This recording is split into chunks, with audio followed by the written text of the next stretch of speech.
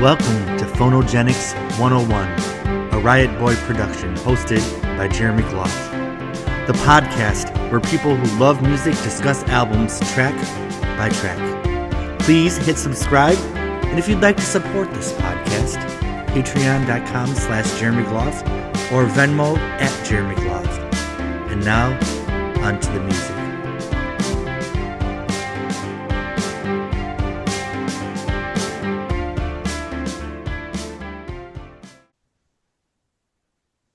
Hello, everybody. Welcome to Phonogenics 101. I'm here with the Fleetwood Mac family.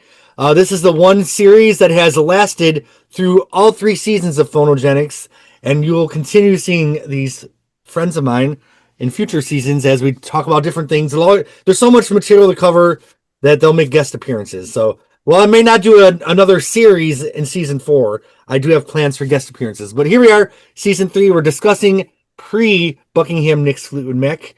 Everybody that's here has been here before, but it is a pleasure to see everybody. Thanks to my Patreon supporters. It's very nice to feel supported.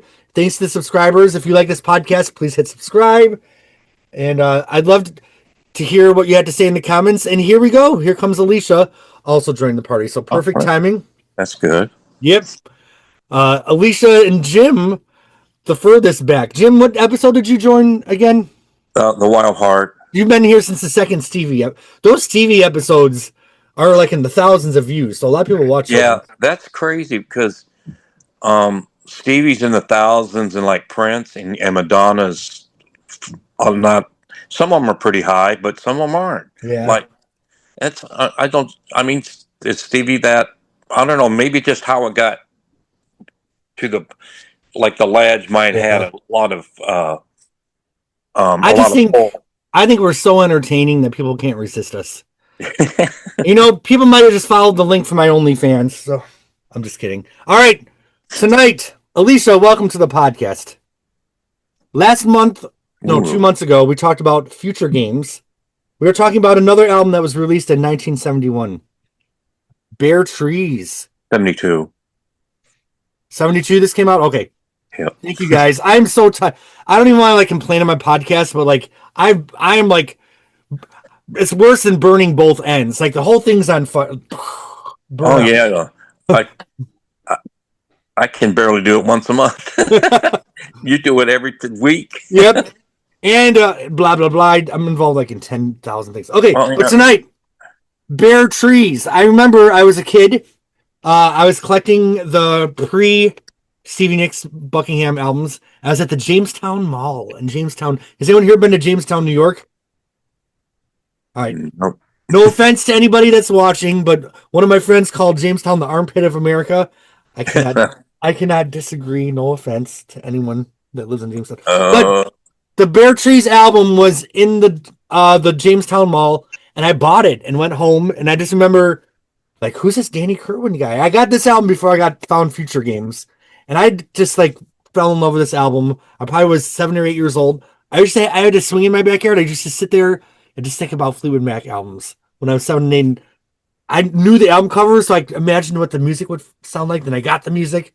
So my original, this is the vinyl I got out of that Record Store Day box set, or not Record Store Day, but the Rhino box set, the reissue. But my original Bare Trees vinyl had this weird corrugated cardboard. Did anyone else have that? No. That's the reissue, I think. Okay. That's the one I had from the 80s where you could do this and it would also, the original UK edition had this border around it, but the one that I grew up with did not.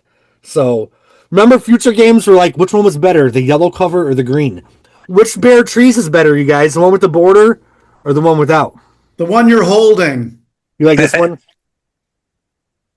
I mean, I love everything about this album cover. I love the font, the blue. I mean, to me, Future Games and Bare Trees. Future Games is the summer album. Bare Trees is the cold dead of winter, stuck in the house during the Blizzard album.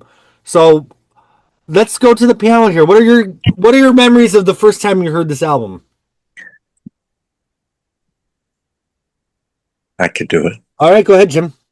Yes, I wrote a big spiel here. I'm going to just read it off. As I said earlier, and I did this on, I think it was on Future Games.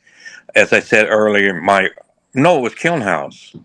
Uh, I was at his house and I saw this Fleetwood Mac album, Kiln House, and he, in passing, said Bare Trees, like it was maybe it was a better album or more full or something.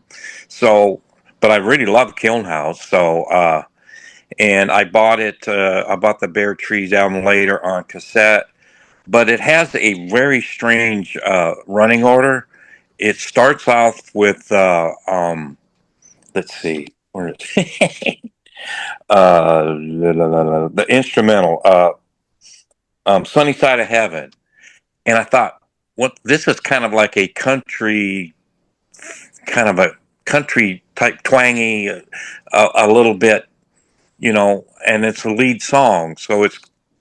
And I looked this up on the internet, and there is a cassette that has "Sunny Side of Heaven" is the first song, Oh, and it kind of threw me, and "Thoughts on the Gray Days" the last song on side one, and I think "Bare Trees" is the last song. It's really mixed up. It's a bad sequence. oh, So it took me a while to, first impressions, are lasting, and it was just wow. What is It's kind of, I was expecting, like I wrote here. I said something about the naughtiness and the edginess of Kiln House, because Kiln House has, the older Fleetwood Mac albums have a real. They're pretty brash, and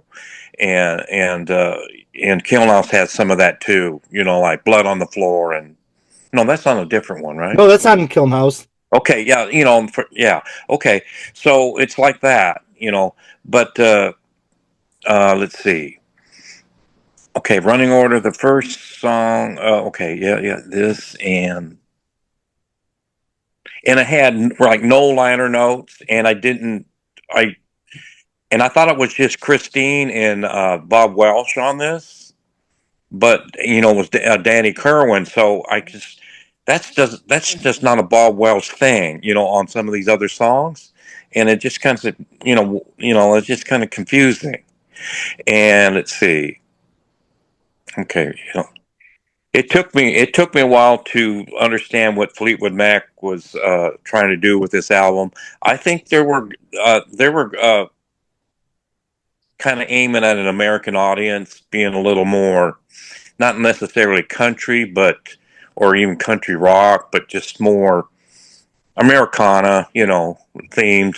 So, I mean, it took me a while to kind of adjust and say, this is, I like a lot of these songs on this album, and, I'll explain later. All right. Well, Tony, I remember last time that you had some thoughts about this one. That you said you'd discuss on this one. So, what are your thoughts leading into the album? Oh, well, when I first got it, I was 10 or 11 years old. I got it in 82. And so it was about, the album was already 10 years old by then, but the difference between Mirage and Bare Trees is pretty significant. It was, well, I think the first thing that struck me about it was it felt homespun in a way that Okay, that's a good term. Penguin and Heroes Are Hard to Find, which were the previous two albums I had of the pre 75 work, did not feel homespun in the same way. It feels I remember really liking some of the songs, but and I still have this concern, some of the songs feel muddy in terms of the sound. Okay. And the muddiness of the recording engineering. Okay. And so I felt like it felt like it was a lo-fi almost experience. So it took me a while to get into the album, to be honest with you. But when I did, and then, stepped away from it for a year or two and then came back to it, I really loved most of it quite a bit. Interesting. All right. Well, Sam, welcome back. I'm glad. If you want to talk a little bit about your thoughts on future games leading into this album, also feel free. It could be a double album, really, if you play them back to back. My first experience with this album and future games were probably about, I would say, maybe a little less than 20 years ago. My dad has both of them on CD, and they were probably, the 80s CD pressing or whatever that is. This And one, yeah, exactly, with the black liner, exactly. yep. So thinking back to that, I was really in, as you guys know, I did not mince words about my affinity towards Peter Green in that era, but this was, I remember Dad, letting me borrow this. Oh, you check out this now, check out this, check out this. So at the time, I remember when I first listened to it, the title track was like a shot of nostalgia because I remember hearing that scat vocal that Danny Kerwin does as a kid, and it just being very kind of playful and almost childlike, and something that me as a little kid may not have consciously remembered, but when I heard it again, I was like, oh my God, I remember this song. And just, around the house, if they had played the CD or whatever. And that's my first memory of it. I kind of get what Tony's saying, because I put in the remaster, and it's very layered. Like there's just a lot of stuff going on, because I'm trying to pick out parts. Who did what, how'd they do this, and some of the songs are very layered, and I think that can kind of contribute to maybe the inability to decipher, different parts. It's not like those first two Fleetwood Mac records where it's just like, okay, everybody's going to play live and that's it. And that's our take, and, mix it and let's go. You could tell that the evolution of the recording studio had a part in this. I think it's mixed well for what it is, but if anything, I would say, these guys are getting creative in the recording studio. They've got a lot of time to experiment in the recording studio, and they're doing interesting things with songwriting and the equipment and the limitations of the time. So that's my overall, I guess, thoughts about it. It's interesting because from an audio standpoint, I felt like Future Games is very open and very summary. But I felt like the recording on Bare Trees was very appropriate because it feels my dad used to practice in this fish house upstairs in the attic in the winter in New York, and there's just the sound of like a rock band in this closed house in the cold. And I feel like that's the sound of this album. Just people trapped inside a house, very isolated, very compact, and I feel like that kind of fits the theme of the song. So I kind of like the difference in the recording style between the albums because I feel like it's on brand with the themes of the album. So Nick, what was your thoughts on this one? Did you know this album before the podcast or? Yes, I did. Okay. So I acquired this album after all the Rumors 5 albums, and I selected it based on, believe it or not, the certification. So I was going through the discography, seeing what was more or less the most popular pre-Buckingham Nicks album, and this is the only pre-Buckingham Nicks album in the United States that has been certified platinum. There are a couple others that have been certified gold, which means 500,000 units shipped. This one sold at least 1 million units as of 1988. So with the RIAA, they occasionally update their certifications. It's mostly for Rumors, Very Best of Fleetwood Mac, and then their White Album, but they rarely go back to really anything else in their catalog, which is unfortunate because albums like Heroes Are Hard to Find and Penguin, seeing that they charted higher than Bare Trees, you would expect them to receive a higher certification. But I also made the determination based on the track list. I recognized Sentimental Lady. Bob Welch had recorded a successful version on his first solo album. And there were a couple other tracks that I recognized too that essentially spurred my decision to make the purchase. And I came to a lot of the same, more or less, decisions and determinations in that It was a very gritty album, more so than Future Games, a little bit beefier with the rhythm section, a lot of distortion on the electric piano, which I very much appreciate. And you really can tell that the album serves as a great vehicle to showcase the musicianship of the band, where it's very much a band album and it's not really elevating one member over the other. Sure, Danny Kerwin writes most of the songs, but they're still team players and they contribute pretty much equally. You don't have any weak links, unlike maybe Penguin or Right. Hilton House. Is this the first Fleetwood Mac album where it's the same lineup for 2 albums in a row? Well, the first and the second, I suppose, but Bob Running does play based on the first. There aren't too many albums pre-Buckingham Nicks that have the same lineup from album to album, but this is one of the very few examples where that is the case. Because I think of the second album, and Christine did a lot of piano on it, right? And She uncredited did, as a session musician, right? But I still feel like she might as well have been part of the band. Like she played on it enough. But I feel like songs. Yeah, I feel like these 2 albums, Future Games and Bare Trees, like it literally is the same lineup doing 2 albums in a row. And you wouldn't have that again until the White Album, right? Well, from White Album to Rumors, yes. Yeah. All right. Well, I know that I think in Christine's Julian auction catalog, there was a picture of a drawing she did for Bare Trees, right? There was an alternate cover that was never released. Am I remembering correctly? But instead we had this really foggy picture that John McVie took, right? Did John McVie take this picture? Yes. I mean, talk about an album cover that is, symbolizes the music within. Do you guys love this album cover as much as I do? I think it's just, I could just stare at it for hours. One of my favorites. I think like underneath all the things of me, like the raunchiness, the diva, like underneath it all, like there's just that chilly melancholy. It's like really what's at my core. So I feel like if I had to send a picture of like, what do you like inside? I'm like, here it is. I just looked up that cover, the Christine cover art. That's interesting. Yeah, I think they made the right choice. Yeah. And then is this also a John McVie picture on the back? And growing up in Western New York, there was like, I remember fields and sunsets like this. Yeah.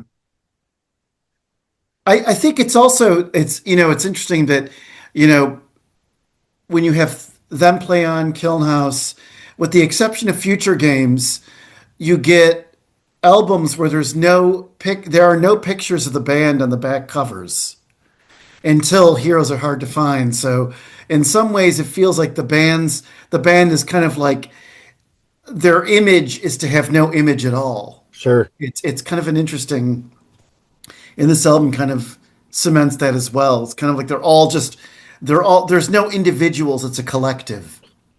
And this album never had an inner sleeve in any version, right? No. All right. Well, let's go into go ahead, Jim.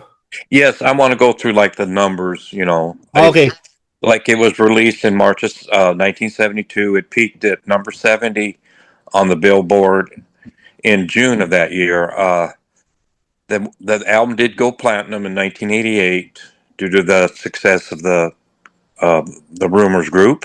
Sentimental Lady and Sunny Side of Heaven were released as singles, and they didn't chart anywhere. What?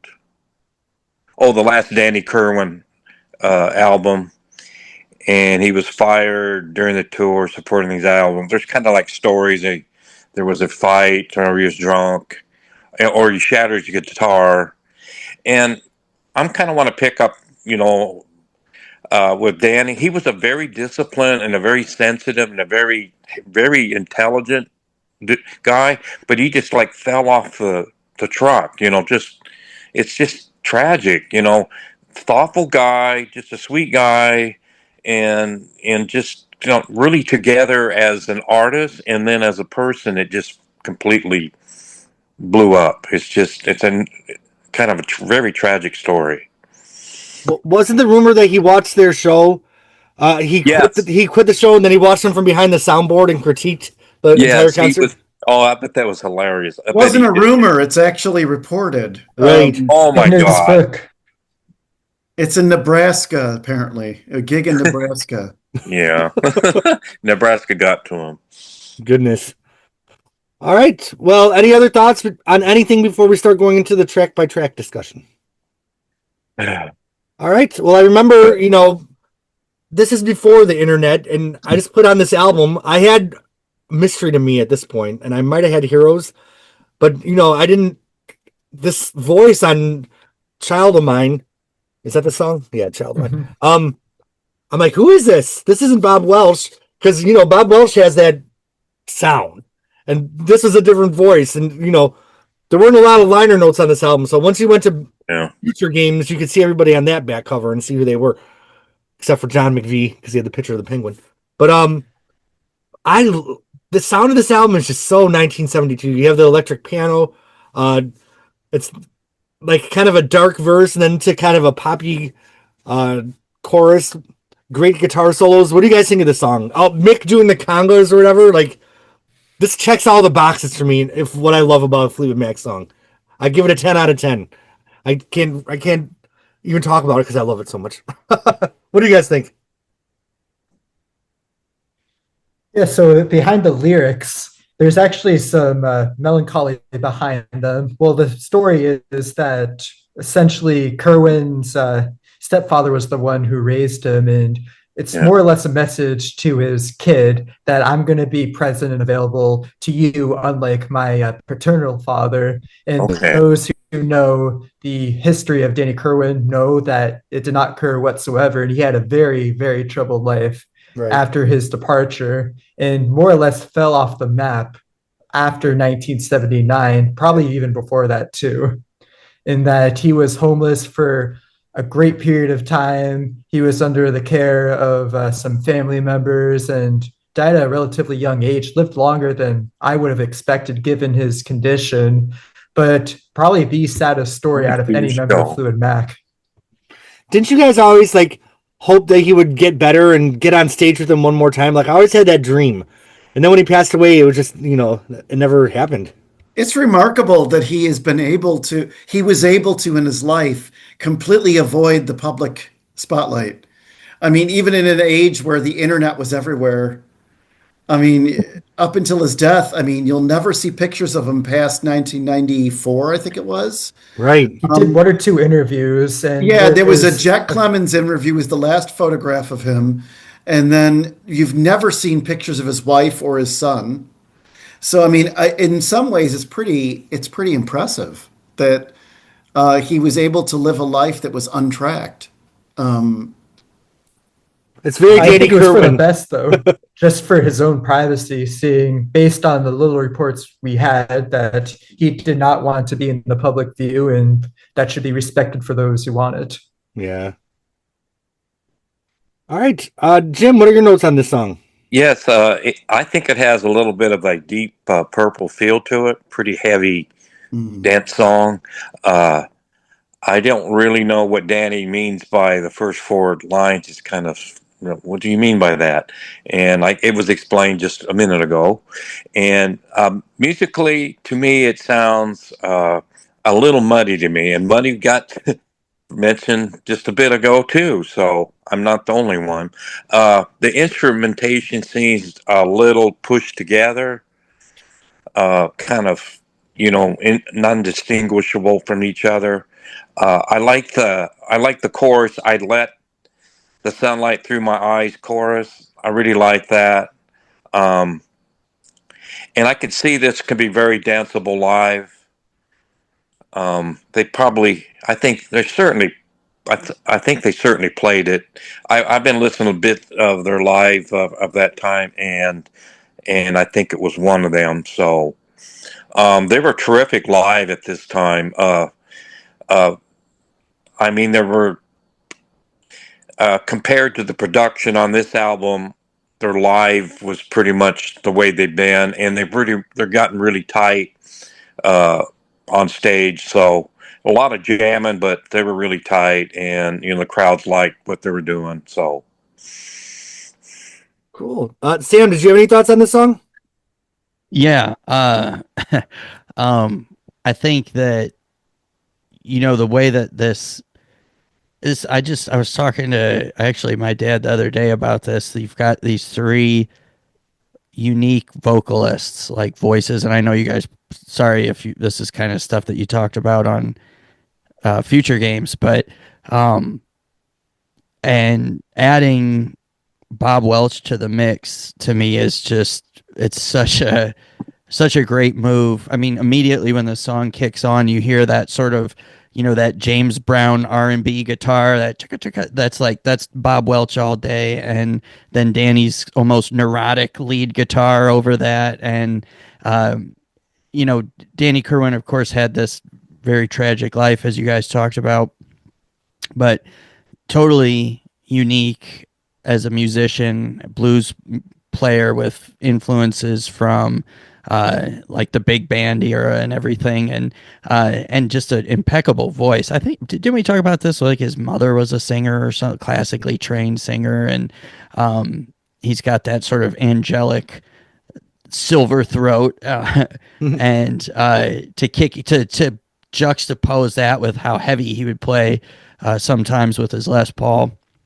It's a great combination of musicians. I love Christine on keyboard. It absolutely fills out the sound. And I was listening to this one on headphones, and maybe it's the remaster. It must be the remaster because it doesn't sound muddy at all to me. It sounds Okay. it does sound like there are some indistinguishable guitars weaving in and out back there, but that could be part of the mix. Maybe they want certain instruments in layered at some times and pulling them out at others. But the one thing I was going to say about this song in particular is and Danny's writing in general is very composed.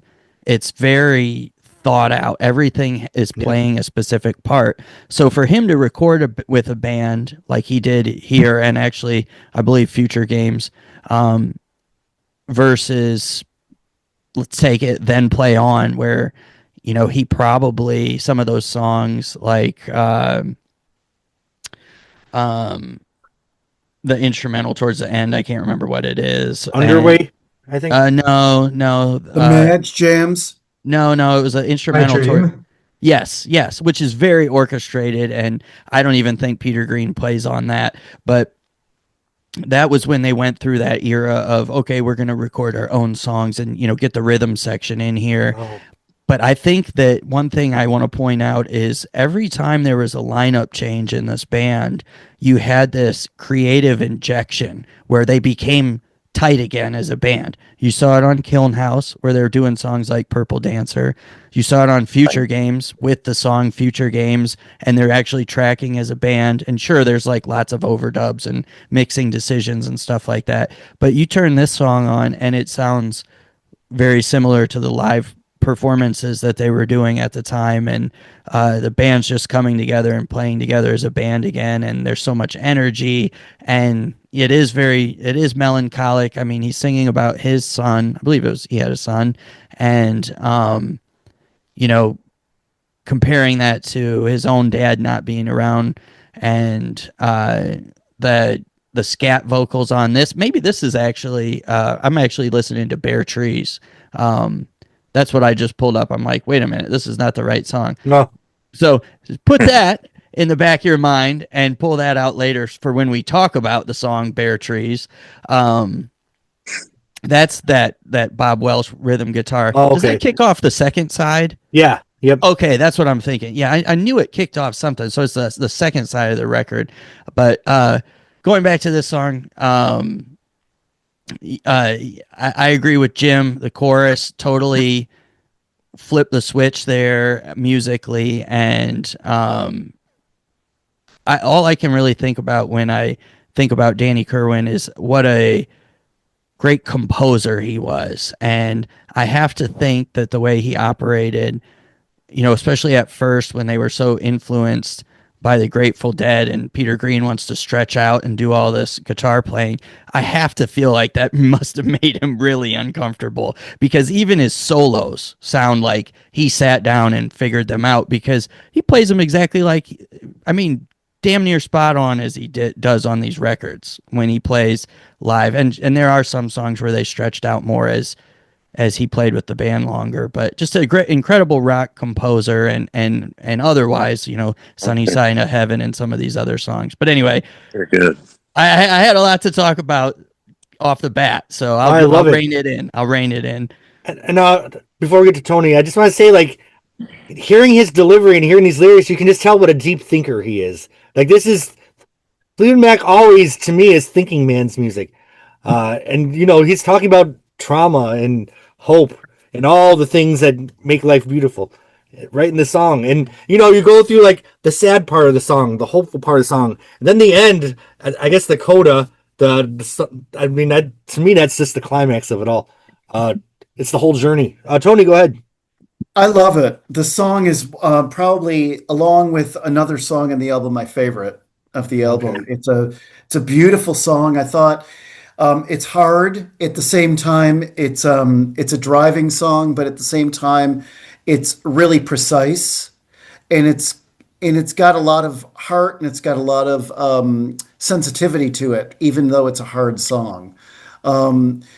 You really can hear on the reissue, the remastering, there is an audible difference in the way it sounds.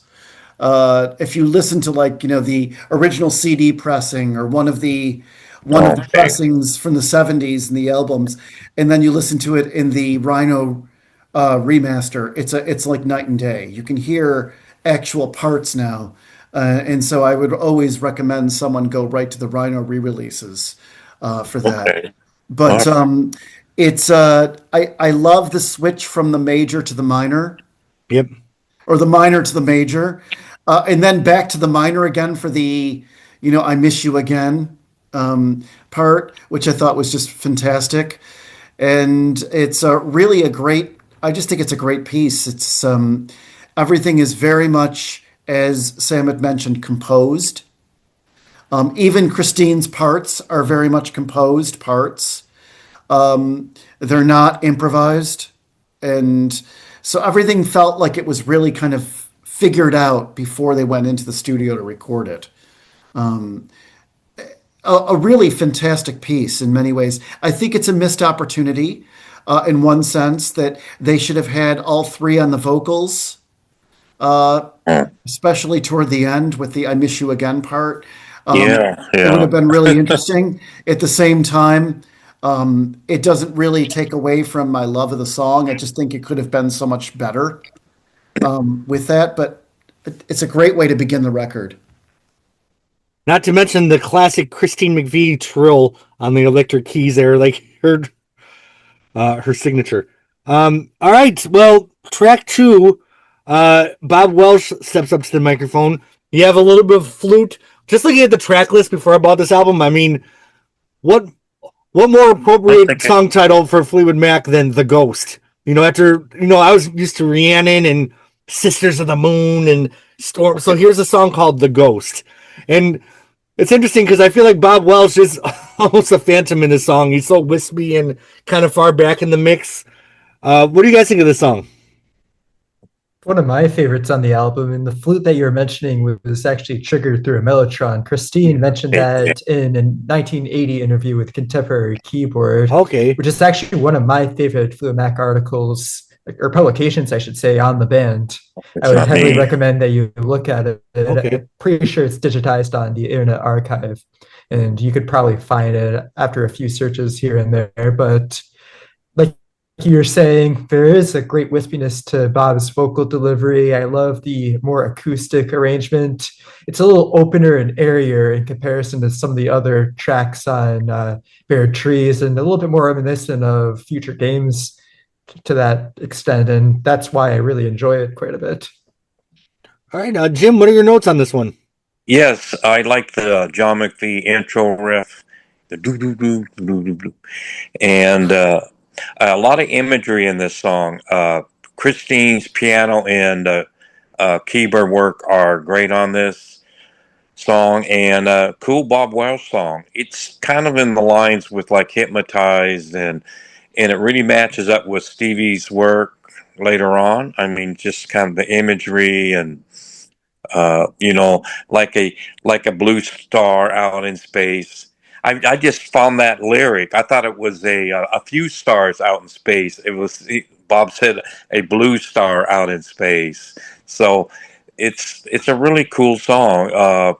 It's Bob Welsh, and just his style of playing, and it was probably my introduction of the first, because I'm very familiar with Hypnotize, but this was like the introduction of his first work with this band.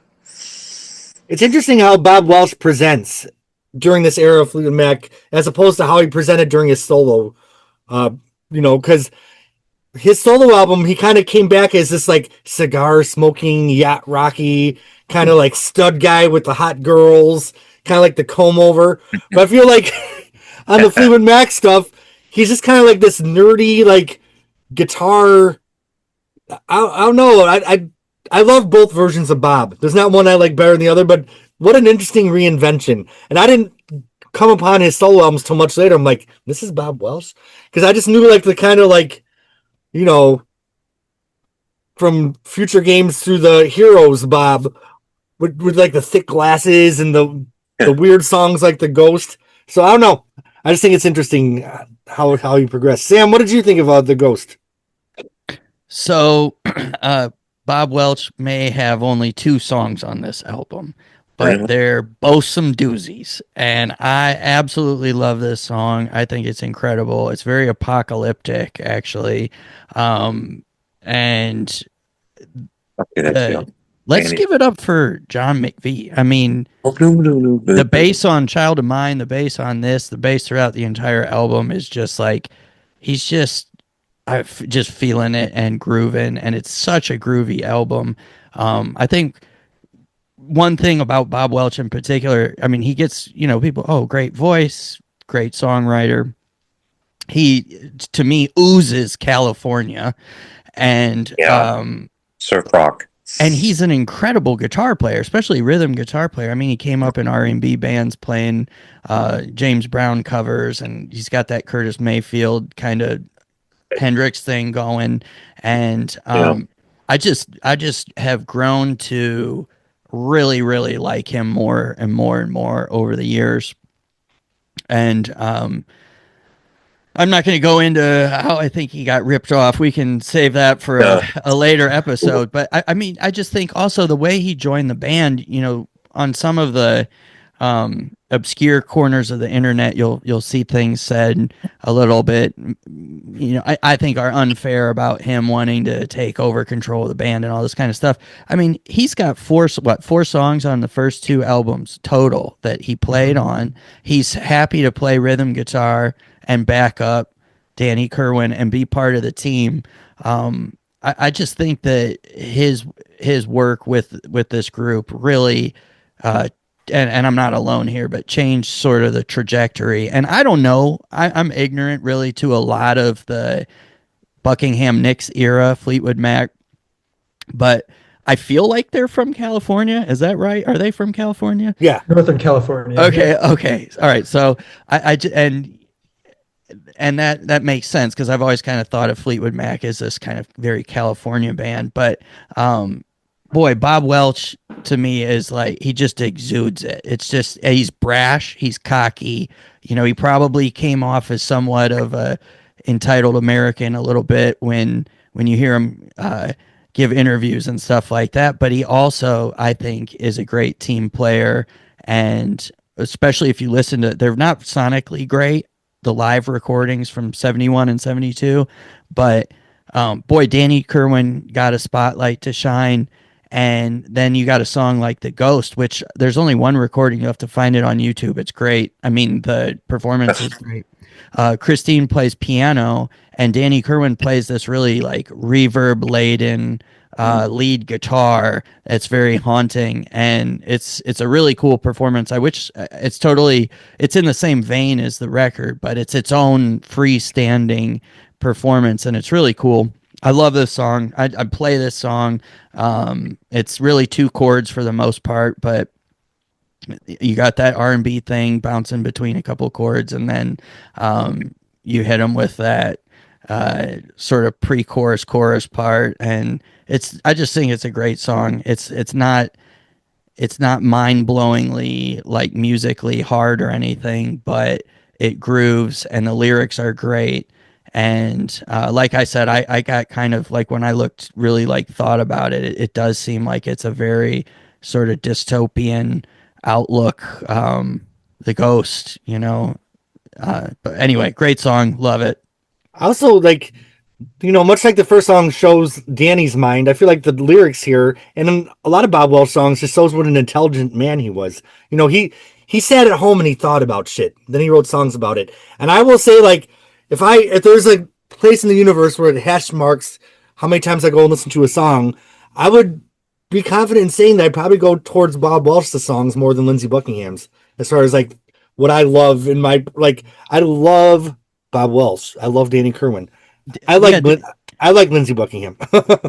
Didn't they say like he was in the band before he even played a note with them because he was such a cool hang? Like, could you imagine this guy? He probably was like rolling joints, talking about the pyramids and stuff. And I almost wish he was still alive. I feel like just from seeing his activity on the internet in the later years, like I feel like he would have jumped on the podcast and be like, he would have. Yep. He would have. Yeah. And he lived right down in Nashville, which is I read an interview where he was talking about Nashville in the late 90s, and he's like, yeah, I could go to the store and I passed cows on the way. Yo, boy, you can't do that anymore. I would love to send this podcast to his late wife, though, just to know how much he still loved and how much of a mark his music made. I mean, I listen to Bob Welch songs all the time. I actually have a song called Light Rail. The first line's Bob Welch on the radio. Because I just had this perfect day where I was driving through St. Pete, Florida, listening to Sentimental Lady. I just kept getting green lights. I'm like, this is the best fucking day of my life. You know what I mean? Like, Wendy has died too. Oh, she passed away also? Oh, okay. He's got a couple ex-wives, though, doesn't he?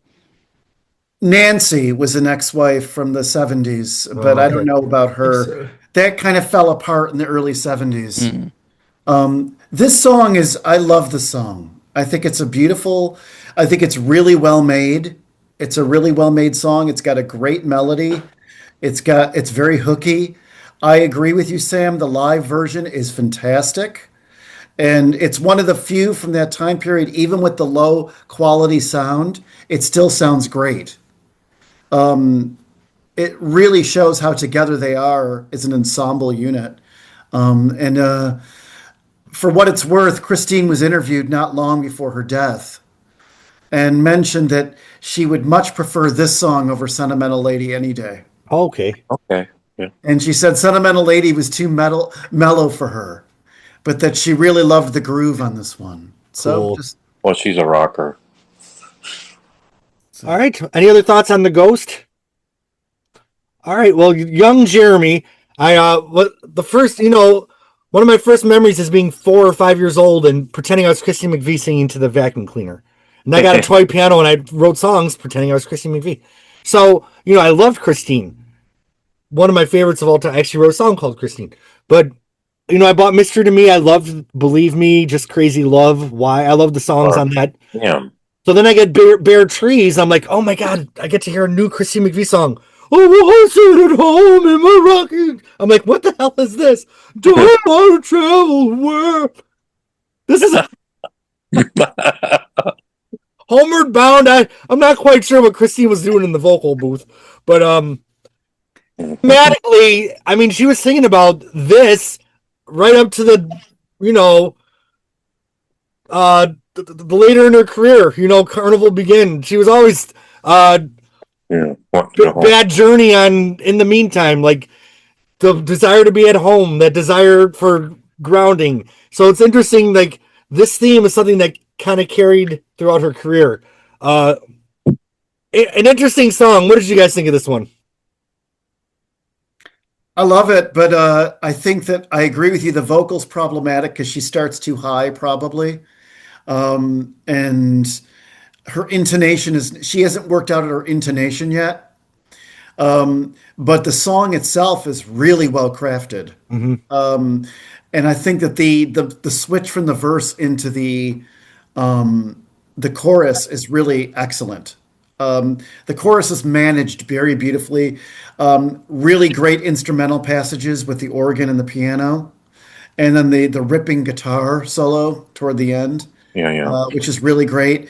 The If you've got the Rhino re-release, they have a live version of it.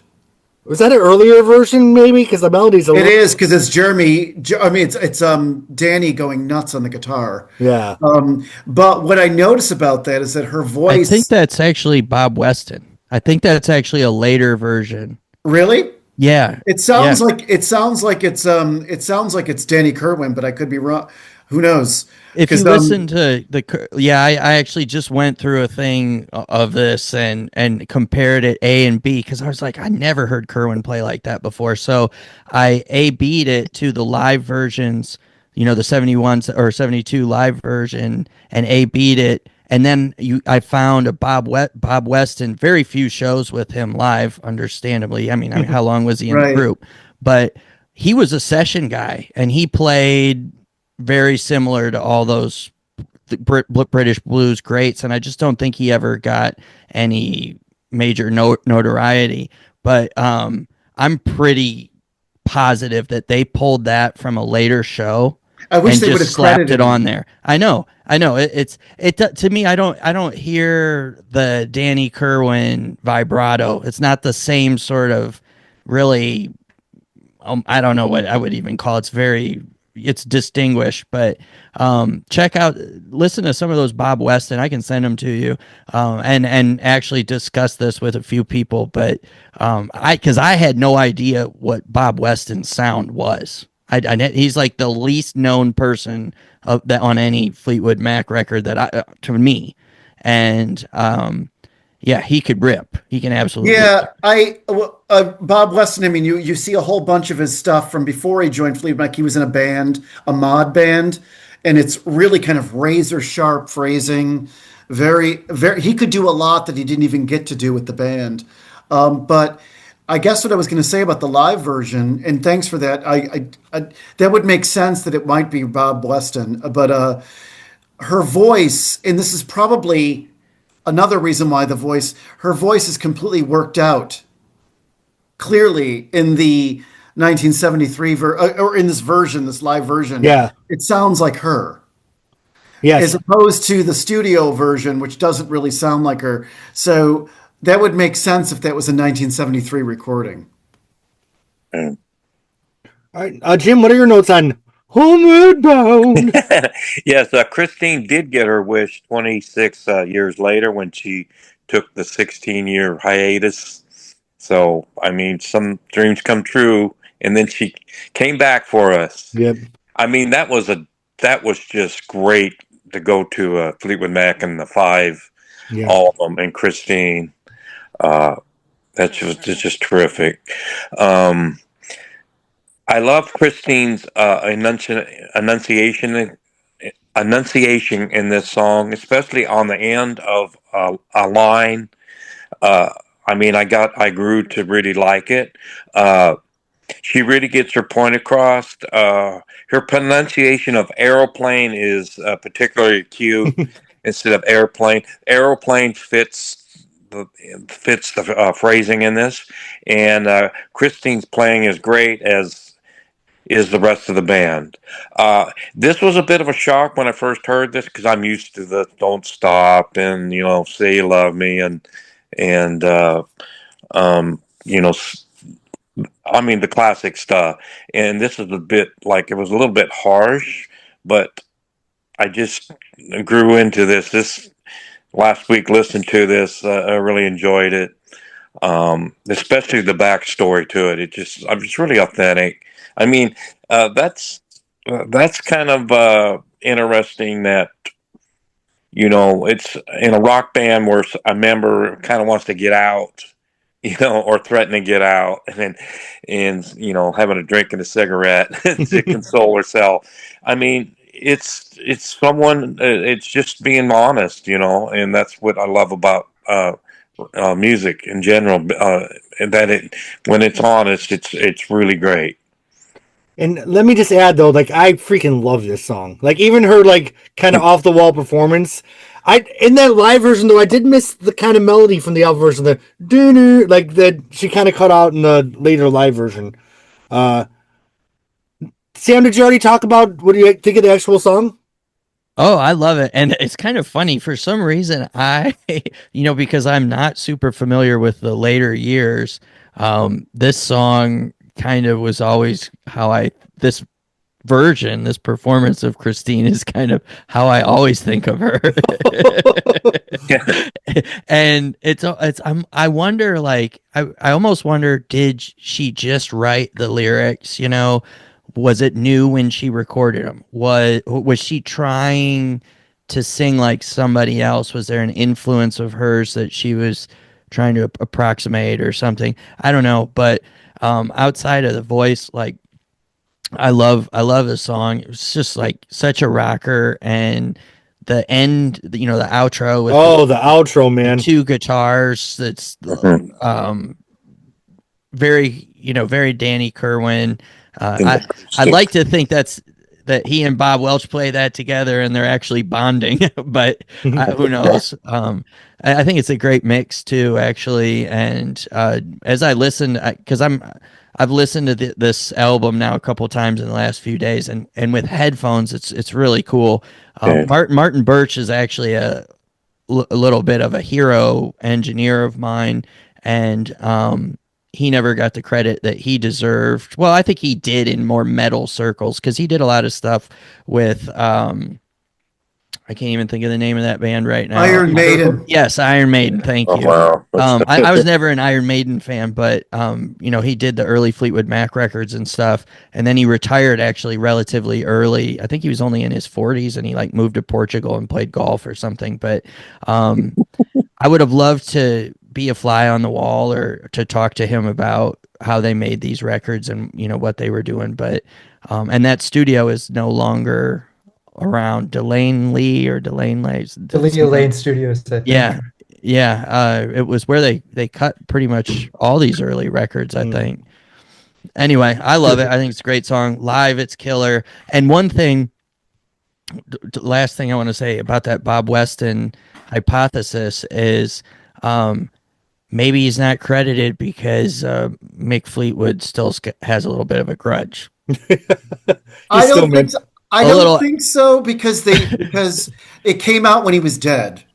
Hey, he's like beyond the grave, buddy. Yes. Yeah. But Bob Weston, when in his Q&A for The Ledge, had said that he routinely receives royalty checks from the band, and he did because someone mentioned the chain, the box set, the chain. Mm-hmm. And he got royalty checks for that too because "Dude, You Ever Love Me" is included. Okay. Yeah, well, he should for that. And so he said, he goes, "Oh yeah, I get royalty checks for all of the stuff." So who knows? I just wonder, like, release whatever this whole. Maybe they don't have the whole show. I don't know. It's only a snippet of the song. That really, like, I don't understand.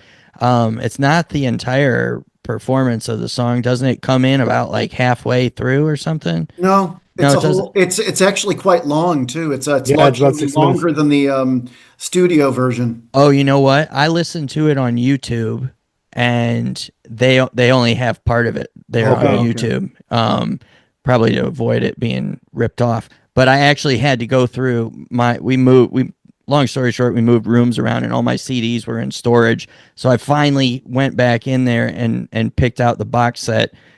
It's over there I've got only a few CDs up there, but I pulled it out. Sorry for speaking about that one, but on YouTube, somebody had posted it and they cut it on and only for like the last couple minutes of it where the guitar solo's going. But anyway, I don't know why they wouldn't. My point is, I don't know why they wouldn't release that entire show. And they've got another one of those Record Plant shows with Bob Welch, I think, from September that year that they could release that they haven't. And that actually has a live version of Homeward Bound where Bob Welch plays lead guitar. And I cross-check that one to make sure it wasn't Bob Welch. Definitely not Bob Welch, because he's got a more rounded tone, and I mean, he's just got a distinctive style. But that's also a really cool version. Later on, a couple of years later, 1974. And am I correct in remembering the bonus tracks in the box set are not on the digital versions of the album, right? You had to actually buy the physical copies. Yep. Yes, because this is somebody uploaded this version, and I think they even say like unknown performance. Okay. Interesting. Is there anybody that didn't get a chance to talk about Homeward Bound? Okay, go ahead, Nick. So I'll just get the negativity out of the way. Might be one of my least favorite Christine McVie songs. It's not because it's awful, but it's more so a testament to her consistent quality throughout the entirety of Fleetwood Mac's discography. And it's really the vocal delivery for me that brings it down. And that it doesn't really resemble much of her other work. It's not really within her register. I think that the instrumentation is perfectly fine and in many places even terrific, but it's a bit of a hurdle for me to overcome. Usually I can overlook vocals, but in this case, it's challenging for me.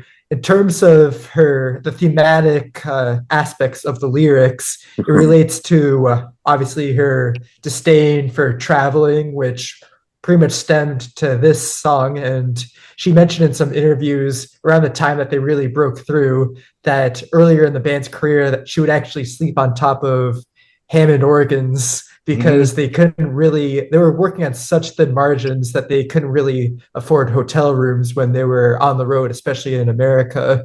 And once they were able to essentially afford more reasonable accommodations, to put it lightly, she was a little bit more amenable to that. And she says, we worked super hard the first few years, essentially sleeping on the road, sleeping in the cars. And now we get to really get the fruits of our labor. And even with those accommodations, it wasn't sufficient. Around 1990, I believe her father died, and she announced around that same time that it would be her final tour, and she stayed true to that for the Another Lick in the Chain tour, but then did join the band, obviously, for the dance tour, which was only a couple of weeks, I think 6 weeks, and then left after that just because her head wasn't in the right place. A bunch of other reasons that we can get to later. And it just really shows the trajectory of Christine McVie's history, just starting with this song. So it is a very important song in the catalog. It just doesn't happen to be one of my favorites. All right. Well, we move on. The end of side one of the vinyl was a Danny Kerwin instrumental. And he had, instrumentals on a lot of the other Fleetwood Mac albums, but I feel like this is just a really special, beautiful song that just really fits the Bare Trees motif of the album. I mean, I feel like this song is this picture right here, in a way. Just beautiful, a beautiful Danny Kerwin instrumental. I don't have much to say about it. What do you guys have to say about this one? Sunny Side of Heaven. Jim, do you have any notes? Yes. It's a very, very pretty instrumental. On first listen, I thought it was a little bit like too country for me, for my taste, because it was like you buy an album, Fleetwood Mac, and you really, in the order of the songs really threw me. Oh, yeah. And it just kind of, and it has grown on me. And, when I think about the guitar tone, I think it's like a hybrid with country and blues. It's kind of like, it's just kind of in the middle there. And I kind of have like a deaf ear towards, when I hear a new song, is that country or is that my blues? Remember, it's kind of cool when you do hear a song with an older style. And is that the old country or is that the old blues or is that, it's really cool that it's like a dialect. It's a really cool thing that, when I experience a new song in an older style, that the influence, is that blues or is that country or is that kind of like a hybrid? It's great. It's a great experience when you hear good music, new music. All right. Tony, what do you think of this one? I love it. I think it's a very beautiful, very rich song. It's I like a lot of Danny's instrumentals, so that, this is just one of many, but I think it's one of the most special of Mm-hmm. them. It has a sound. The sound is undeniable. The band sounds very clean on it. This is one of the places on the album where it doesn't sound muddy. It sounds. The one Yeah. question I have about musicianship or about instruments is that a synthesizer that she's playing? So she mentioned Sound for like the a live show she was playing an ARP string electric. Is synthesizer, that which she okay? also used on the Heroes Are Hard to Find tour. I'm not sure if she has necessarily confirmed whether or not she did it so in the It's studio version. whatever she's Sounds like a playing. organ. Yeah, whatever she's playing sounds like if it's an organ, she's pulling out different stops. It sounds very synthy to me. I think it's Yeah. layered with a few keyboards. All right, Sam, what do you think of this one? I feel like it's Danny Kerwin's Albatross, Oh yeah. Well, and it's a great end of the side. I try to think about these records, how they sounded, how you had to play them, Mhm. back in the day when they came out, and why they constructed them the way they did. And it's the perfect end to a side. I do think I heard organ in there. I noticed that the other day. I thought it was an organ, but there's you've got that kind of upstroke guitar and the buried in there. That's Bob Welch, so you can hear on the live version too, which pretty cool. They did this live, but it doesn't necessarily surprise me. And I don't know. It's just a very pretty song, beautiful song, very well composed. Kind of what you would expect from Danny Kerwin, and kind of what he almost a little bit of a prelude to some of the stuff on his second chapter album, some of the guitar on there. Yeah, I'd agree. Nick, did you have any thoughts on this one? So I usually gravitate towards the instrumental compositions in Danny's group, whether it be Earl Grey, whether it be Blinking. We just talked about it on Then Play On. It's My Dream, Earl Grey, Sunny Side of Heaven. yeah. Oftentimes they're my favorite songs of his. And it's just so meticulous, well arranged. Christine McVie, in her documentary for In the Meantime, she mentioned her disdain for guitar solos that lack structure. Well, this is more or less the antithesis of that, in that every note is very much composed and refined and defined for that matter. And I find it to be one of his best pieces of work. All right, any other thoughts on this one before we flip the album over? All right. Well, Sam, I know you like the song Bare Trees. You talked about it a little bit earlier. But we're actually at the song now, so is there anything you want to add? Yeah, and I thought that I might have heard actually a little piano at parts in Sunny Side of Heaven when I listened to it the other day. I wanted to just check, or maybe I'm thinking of Dust. I don't know. I would have to go back and double check. But yes, okay. So let's go back in time and you could just splice what I first said. Oh.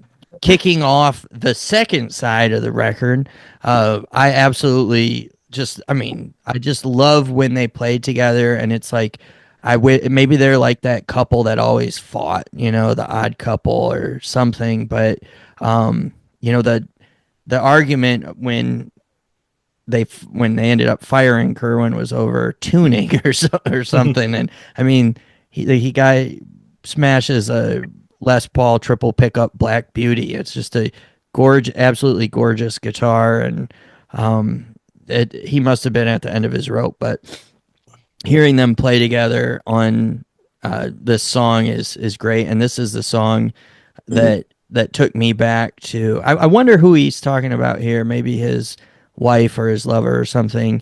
Apparently, he was quite the ladies' man on tour. That he mentioned a few times that he couldn't take all the drugs, booze, touring, and women. But and he does have quite a bit of a cult following of women of a certain age, I must say, if you pay attention to the internet a little bit.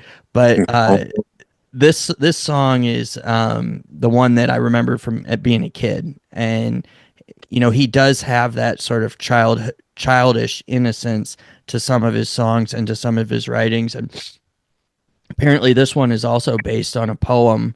Um, Correct me if I'm wrong, but and I know Dust is based off of a poem or straight from a poem. Dragonfly is a poem. He mentioned himself, that he struggled with writing lyrics, and you know, Bob Welch obviously has got some pretty out there great lyrics, and who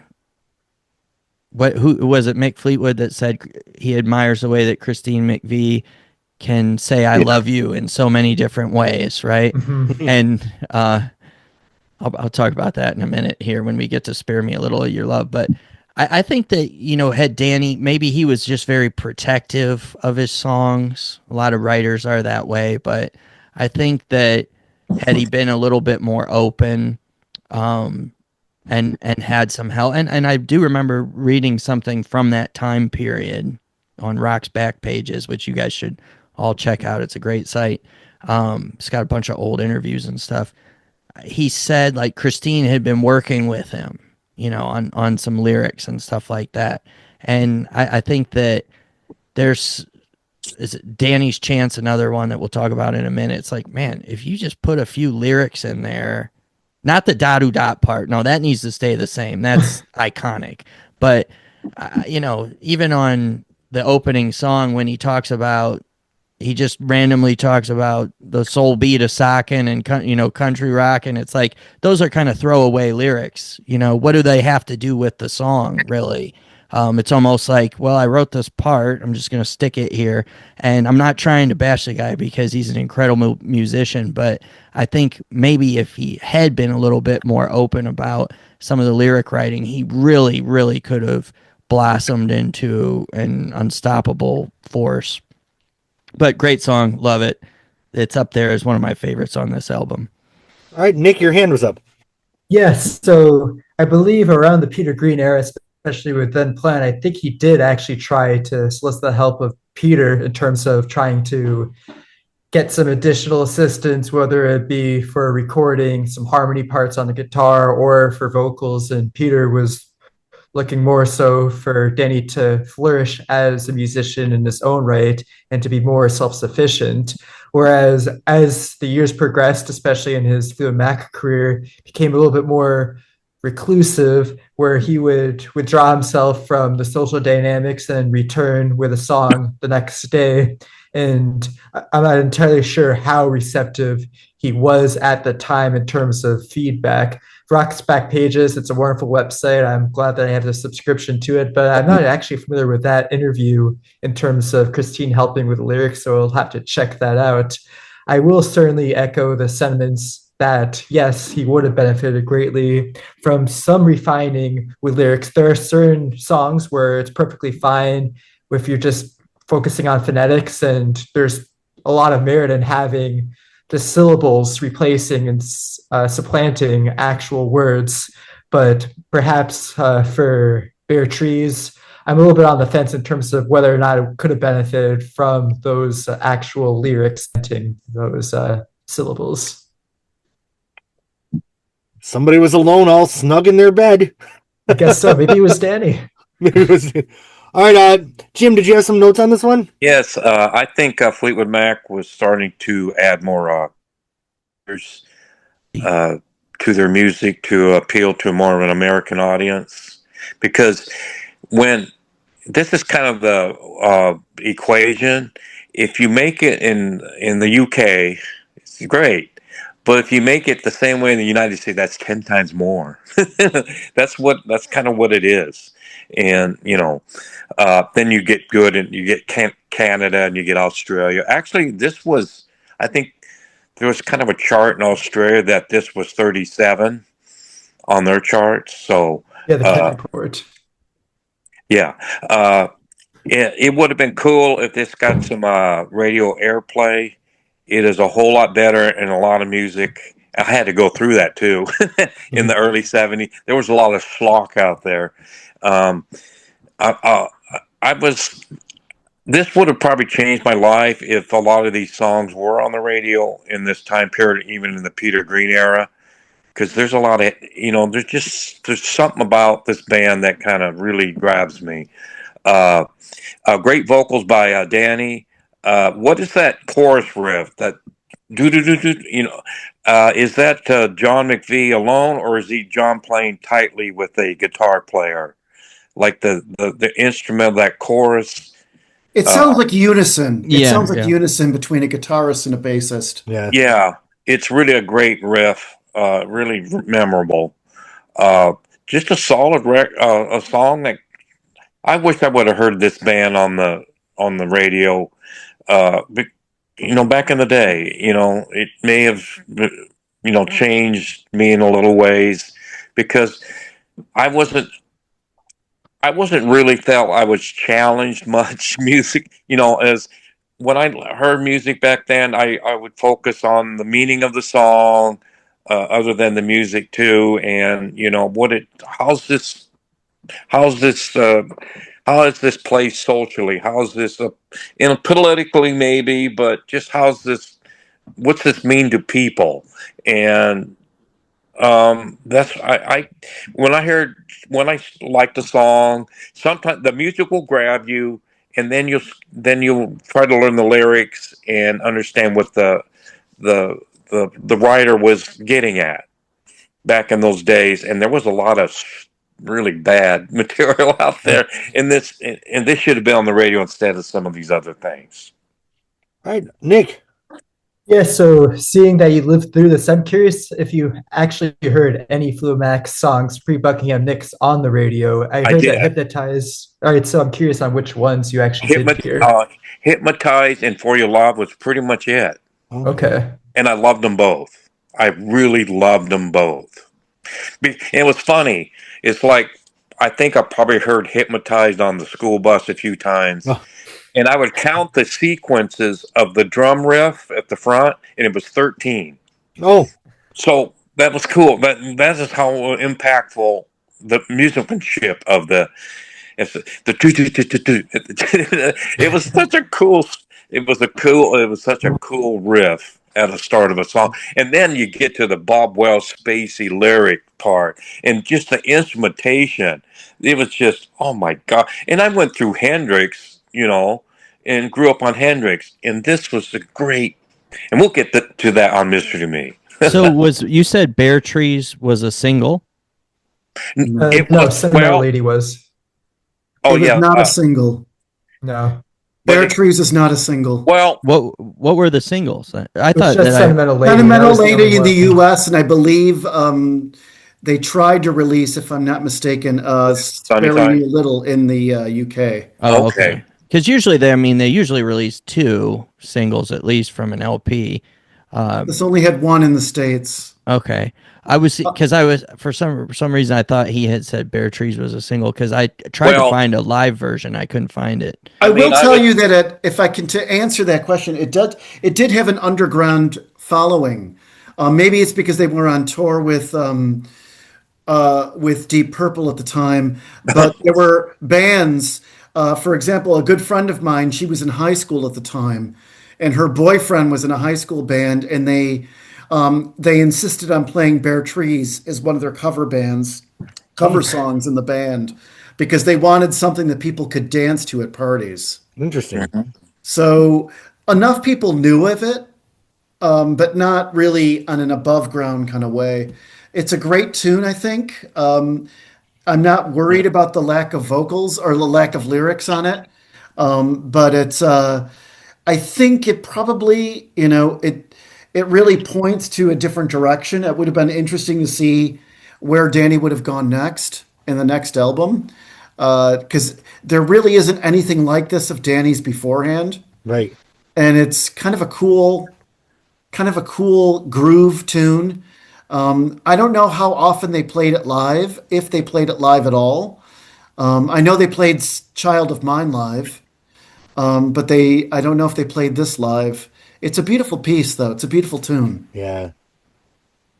All right. Any other thoughts on Bare Trees? All right. Oh, I wanted to say one thing. Danny has 5 songs on this album. Mhm. 4 of them are written in the key of E. Interesting. Now he obviously extends that quite a bit and has, he uses relative minors within those keys and things, but they're all written. The only one that's not written in the key of E is Dust. Interesting. And I thought that was kind of, yeah. All right, so the next song, you know what? It's interesting because when you grow up, sometimes there were songs that were hits that completely just never crossed your paths. So I never crossed paths with Bob Welch's hit version of Sentimental Lady. Like it wasn't played on my local radio. I think I was too young for it when it was out. It wasn't on the oldies in the 80s and 90s. So the first introduction I had to this song was when I bought Bare Trees in 1990, and I didn't even know he had a version. So I found, what was the first album, French Kiss, like at a flea market, and then I'm like, then you found out it was a hit. But this version here is the one that I first heard, and it's I prefer this version over his solo one. I think Christine does a different harmony. I feel like her harmony is a little homeward boundish, but I don't mind it. I love this version of Sentimental Lady. So what do you guys think? I love it. I love it. And there's a person on YouTube that takes tracks from early Fleetwood Mac records. I believe the account is called Gothic Trunk. Oh yeah. Oh yeah. Yeah, I'm And subscribed. they have one of this where it's just the vocals. Okay. And interestingly enough, when you take out the instruments and you could hear just Christine and Bob singing, she sounds like she does in 1975. It doesn't Really? sound like, I think it's how somehow the way her voice kind of blurs into the instrumentation it's weird. It's somehow something to do with the mix. But that was the first thing I noticed, is that when she's singing, when you hear it a cappella, she actually sounds like herself. Okay. It's a beautiful tune. I agree with you. I think this one is way better than the solo one. I feel like some of Bob Welch's idiosyncrasies, like you are here in warm, like. But I love that about him, and he does little things like that throughout his whole time in Fleetwood Mac. And Oh, it's totally charming. it's so charming. There's just a warmth to this version. I mean, I feel like you're sitting inside of a warm house. This is what you see out the window, but there's that warm feeling inside. I love Christine's organ in this. I don't know. Sam, what do you think of this one? Yeah, I absolutely, I love this song. This is one of those songs that I'll admit, if I hear it and I haven't heard it in a while, and you get to that chorus, I have a couple tears. Oh, I'm not afraid to admit it. I love this song. It's I don't really even like the other version. I went and listened to it later. It's too harsh. It's almost like overproduced. Where this is very warm. It's it's got that early 70s analog vibe to it, and I mean, you can hear the tape. As they got at the end of the 70s, they try to just not hear the tape, or not try to fight here listening to the sound of the tape and everything. And it's just I love this song so much. And actually, I kind of wish we could have pulled my dad on here, because he was going to Ohio State in the early 70s, and he loves Future Games. That's his favorite Fleetwood Mac record, and he associates it with a girl he was dating at the time.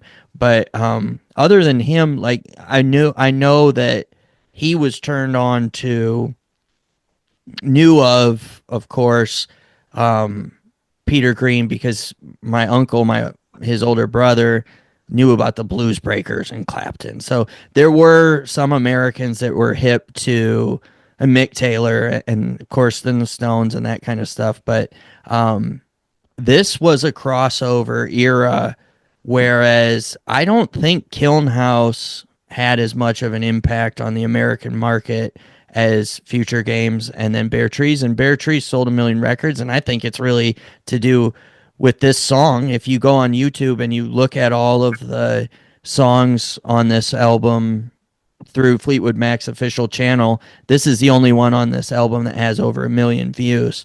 And, you know, that's a testament to the timelessness of this song. And I like everything about it. I just think it's just an all-time song. To me, this is a 10 out of 10 song. But I kind of, even though I'll say that, I think it's just very accessible. You know, that's what makes it a 10 out of 10, because it's accessible. You don't have to be a rock fan to like this song. You can be a rock fan and like this song, but you don't have to be a rock fan to like this song. Whereas to me, my personal taste, I like the Ghost more. I learned how to play the Ghost. I jam with the Ghost, but I never sat down and tried to learn Sentimental Lady. But I can try to be objective and say I understand why this was a smash hit. And then when they re-released it a few years later with the help of that group of the group of Fleetwood Mac at the time, with a very polished late 70s sheen, it doesn't surprise me. You know, it's the content of this song is great. Which Christine part do you like better, her harmony on this version or the ad lib she did in the solo version? I like her better here, I think. I would have to say I can't get past the chimey guitar thing going on in the other version. I don't know. I just His vocal sounds lifeless too, doesn't it? Yeah, it's overproduced. It's like they EQ'd the smoke out of his voice or something like that. I don't know what it is. It's like, no, Bob Welch needs to be like, he's got to have that smoky sound, whatever it is there that that happened in that, you know, the old preamps or something in the console. I don't know what they were using back then, but Martin Birch did not engineer the French Kiss album, as far as I know. Was there any? I think. Oh, I'm sorry. No, go ahead, Tony. I'll jump in. I think that the one from '77 was that when French Kiss came out? Whenever it came out, I don't know. It seems to be so calculated for an easy listening audience, for AM radio. Yeah, whereas this just feels like an absolutely genuine, authentic expression of love. And I feel like there's this one, the Bare Trees version, there's no pretentiousness. It is what it is, and it's just charming as all hell.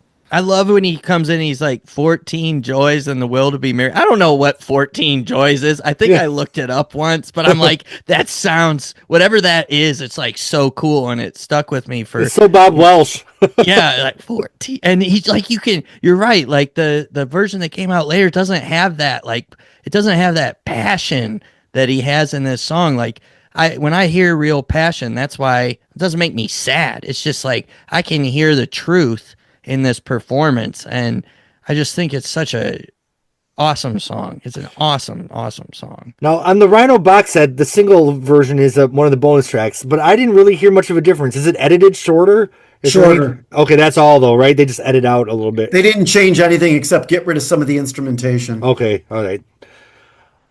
Jim, what are your notes on Sentimental Lady? Yes, the early version of the number 8 Billboard Bob Welch hit.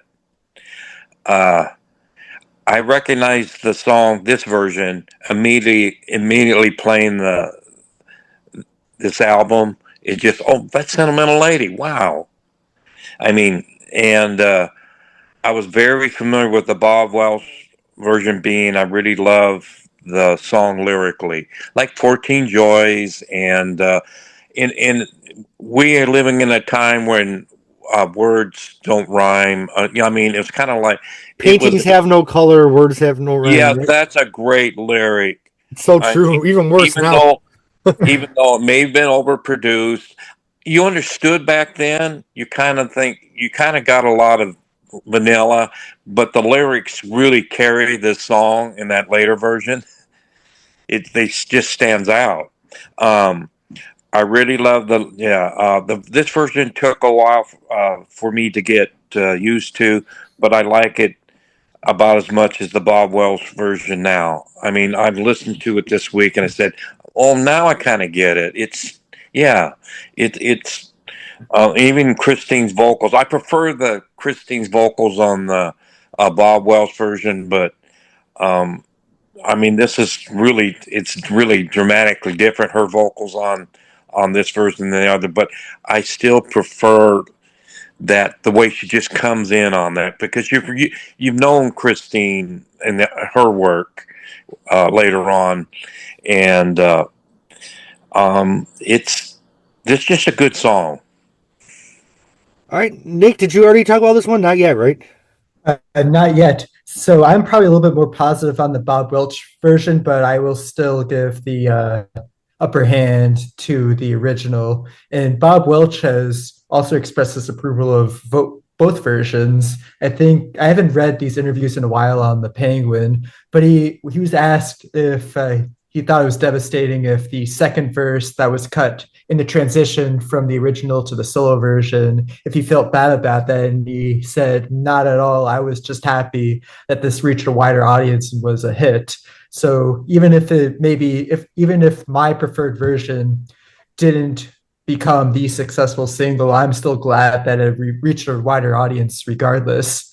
I really enjoy on the solo version the 12-string guitar intro. At least I think it's a 12-string guitar. Lindsay played on it. I think Mick played on it. Christine sang on it. May have done some keyboards as well. So it was kind of a group effort and a weird lineup. But it's almost the entirety of Fleetwood Mac, with the exception of John and Stevie. So it's kind of an unusual iteration of individuals. In terms of Christine's vocals, I kind of lump them in together. So when listening to this version on Bare Trees, I almost missed the "All I Need Is You" part from the solo version. And then when I listen to the solo version, I miss her subtle vocals on the solo version. It kind of sounds like she's perpetually trying to catch up, but is unable to do so. She's like, gentle, and you can only hear parts of the syllables, which I really find endearing. It's a well-made song. It's segmented. It's not segmented, but it kind of transitions nicely from part to part. The pre-chorus is terrific, where it builds up to the arrival of the chorus. Mm-hmm. Overall, very well-written song, and the songcraft is incredible. Yes, sir. It's interesting. The solo version's basically the Heroes lineup add Lindsey Buckingham. Yeah, pretty much. I got a question about the instrumentation, and maybe you guys can help me. Yeah, go for it. Is that a guitar that is that a guitar that the solo, is that a guitar that's like filtered through a certain kind of some It sort almost of sounds like a Leslie speaker. yeah, like it a sounds like a rotating guitar speaker. filtered through a speaker that's yeah. Well, I'm Lindsay's curious. done that in the past too on the Rumors album. Ken Killay mentioned that, and the guitar tone is very unusual, but I'm pretty sure it is Danny for the solo on the Bare Trees version. But it is a guitar then. I am almost positive Yeah, I it is think a it's guitar. It has kind of the intonation of a guitar. All right, Jim. Yeah, it sounds like it's just like there was a place for a solo. It's overdubbed. To me, it sounds like a guitar through a Leslie rotating speaker, on like maybe like on a faster setting. I don't know. I'd have to listen to it again, but I remember thinking about that. Like, it's almost like, okay, here's a spot for a solo. Oh, all right, okay, and then it's off. That was just the one time you hear that guitar. Yeah. I love Bob Welch's guitar in the outro. That those like R&B licks that he throws in there at the end. I love that. I love it. This album has some killer fade outs. So many of the songs. Jim, did you have one more thing to add? Yes, the Bob Welch version was produced by Lindsay and Christine. Oh, okay. Just I looked at. I hope that's correct. And I was looking. This is something like Richard Dashut and the other guy. Ken Clay. Yeah, Ken. Yeah, I thought they may have dabbled with Bob Welch, because that's kind of that. I think that that Bob Welch era is very tight with that Fleetwood Mac. What they were like then. Production wise, very slick, and very accessible. But Christine and Lindsay, that's why it's kind of took off is it was kind of the hot thing, so Well, they hired Lindsay because he sounded like Danny. yeah, But also that's what, yeah, they asked Lindsay to change his guitar when he joined. To yeah, change they changed his guitar to the tradition. I think it's a Les Paul they wanted him to play. He did okay, a They wanted him Telecaster to and then change he his switched to Les Paul. guitar, which was less. He was playing a guitar that was fatter sounding, hmm and they wanted something that was more sharp sound, like more refined, like more fine sounding, because the sound was fatter overall. Hmm. So maybe that's the continuity you're seeing too. that's what I was kind of thinking. Listening to these albums, that Danny's voice and Lindsay's are got some nuances that are similar. So, um, but I mean, I think the type of writing between Lindsay and Danny are they're they're kind of different worlds, but vocally they're fairly they have some similarities. All right, Nick, did you have something? Yeah, I'm pretty sure Lindsay was originally playing, I think with Buckingham Nicks, some sort of Fender guitar. I think it was a Telecaster, and then he switched to Les Paul. And then around the Tusk tour, he worked with Rick Turner for the Turner One model, the red guitar that you see in most of the photos on stage. But for the studio recordings, he really doesn't use that Turner One guitar. He mostly used either a Les Paul or a Stratocaster. So that's a cool tidbit. And Ken mentions that in both the making of books for Rumors and Tusk, and you'll find in a lot of Guitar World magazines and magazines adjacent to that where Lindsay will attest to that. And so Danny Kerwin and Peter Green, of course, played Les Pauls. So that's that humbucker sound. Well, actually, I think that they were playing P90 pickups. But anyway, then when Bob Welch came in, he was playing either a Stratocaster or the Gibson semi-hollow, the ES, either 355 or 34, one of those things. And that single coil Strat sound with Danny's like more sort of thicker, Les Paul sound, especially on the song Future Games. I mean, to me, that's the quintessential example of those two guitar players playing together. You've got all those licks that Bob Welch is throwing in, and then that kind of grungy, heavy Danny Kerwin Les Paul playing. And I love blending different guitars. So that band having only one guitar player, it seemed like they fought that for a long time. Yeah. All right. Well, speaking of Danny, the next song is Danny's Chant. So I guess Christine didn't help him with the lyrics for this one. But it's interesting because, like, once again, don't you feel like you could just hear like echoes of that coming from far back in this field? Like, there is just something haunting about this song, and Danny was kind of hesitant to let people harmonize with him, right? But that is him and Christine singing here, right? There's a Danny on falsetto. It might be Danny on falsetto, but I think it's Christine. Okay. It's hard to tell because it's kind of back in the mix. Yeah. Mm-hmm. Yeah, Christine mentioned that Danny generally had an aversion to harmony vocals from other members of the band, and you'll find on a lot of these records that it's just Danny doing overdubbing on top of his existing voice. But on this song, it could very well be Christine. I don't have certainty on that, though. It's interesting because I bet Danny's Chant was like the working title of it, but then they're like, let's just call it Danny's Chant. I don't have a lot to say about it. Oh, go ahead, Nick.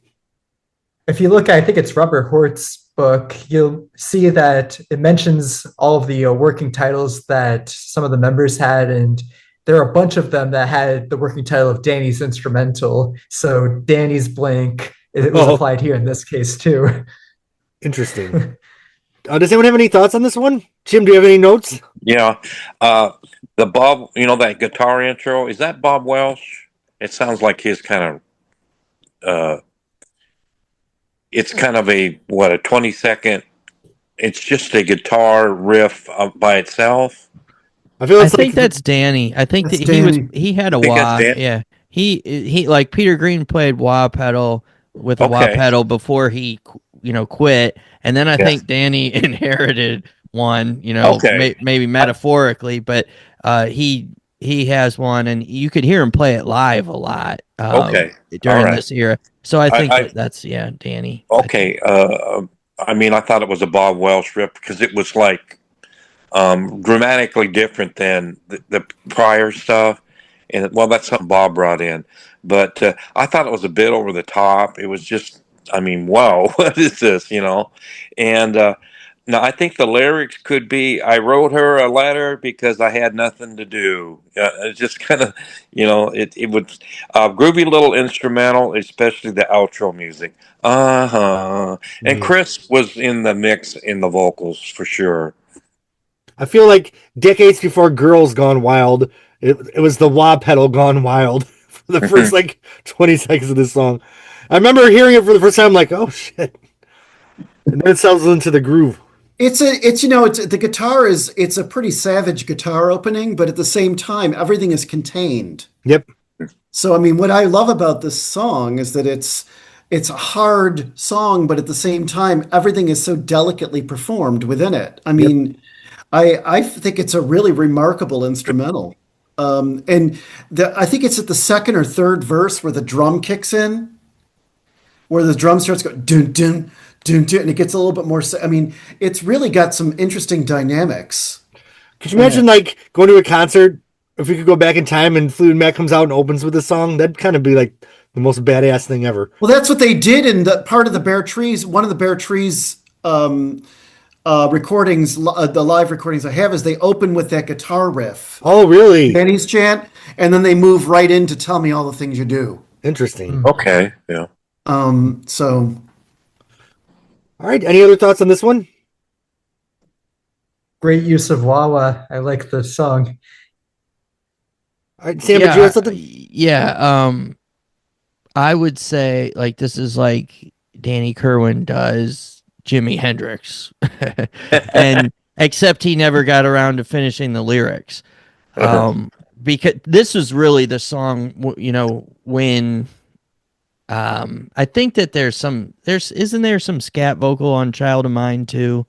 Isn't Yes. there? Okay. And then now it's blasphemy to say that you should take the scat vocal off of Bare Trees. But for this song, I'm like, I'm like, Jim, I'm thinking of lyrics when I hear this song, and it's just, I don't know. It had nothing to do. I don't mean to be contrary, but I don't think that there's a scat vocal on Child of Mine. There isn't. What isn't that the one where it's when does he do da do? Oh, that's Bare Trees. Yeah. Okay, so there's no. He just repeats a lot on Child of Mine. Okay. Yeah. So and that's right. I keep mixing up those two songs for some reason, but Child of Mine is where he starts singing about, the country and the soul beat. It's just like, wait, where did that come from? And you just threw me off there. But it's almost like he put two compositions together, and I'm not being negative about it. It's just me as the listener, sort of observing what's going on. And with this song, it's kind of like he wrote the song. And When You Say is another one from Then Play On, where it's like you could have added some words in there or something. Didn't we call that one When You Say and Say and Say and Say? And say? I think you did say that. Yeah. But and it's almost like we're hearing an early version of something that never was finished. And that's what I was going to bring up is I swear I'm going to look it up now, but I saw that there was a 1971 version of the song Trinity. So if there was a 1971 live version of Trinity, why didn't they put that on here and then, have them finish Danny's chant for a B-side or Sam, I don't know. the re-release, the Rhino re-release here has Trinity on Bare Trees at the end. Right. Yeah. And it's like, it's so good. It's so perfect. It's like, why would you not include this on the album? It's just so frustrating. And was okay, so this is maybe remember they had a song Down at the Crown or something like that? That was Wasn't that 70, yeah. Okay, no, and that was never on any record, right? No. No. Okay. Just making sure. I wasn't sure what era that. So that was from the Jeremy Spencer Kiln House era. No, that was yeah, it was. It was right around Purple Dancer. Oh, Right. okay, cool. It's like the Purple end of Dancer. it. Sure. Purple Dancer, by the way, I heard a Grateful Dead song. I think it was it might have been, I don't know if it was Franklin's Tower or something like that. And I was like, wow, that sounds like the exact riff from Purple Dancer. But anyway, that's a totally different conversation. So back to this song. I think it's great, and I think it has a ton of potential. And I love like why I said he does Hendrix. It's not just because of the wah pedal, but he's got these little parts that kind of like come in and out. And doing all these guitar overdubs was something that Hendrix was such a wizard in the studio at doing. But anyway, it's a great song. I kind of feel like between this and then, when we have thoughts on a gray day, it's like, man, I would have loved some more music, some songs with, something to sing along with.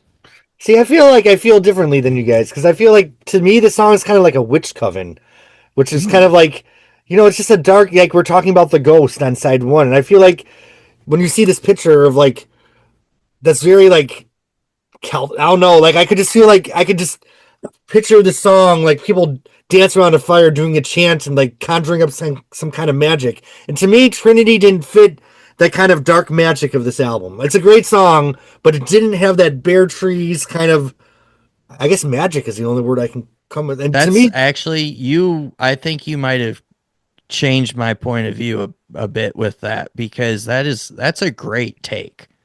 That is a great take. I never really thought of it that way, but that's really interesting. you just think of like some of the later Bob Welch, like Bright Fire and, just this fire off in the distance. And you just hear this chant coming over the hillside.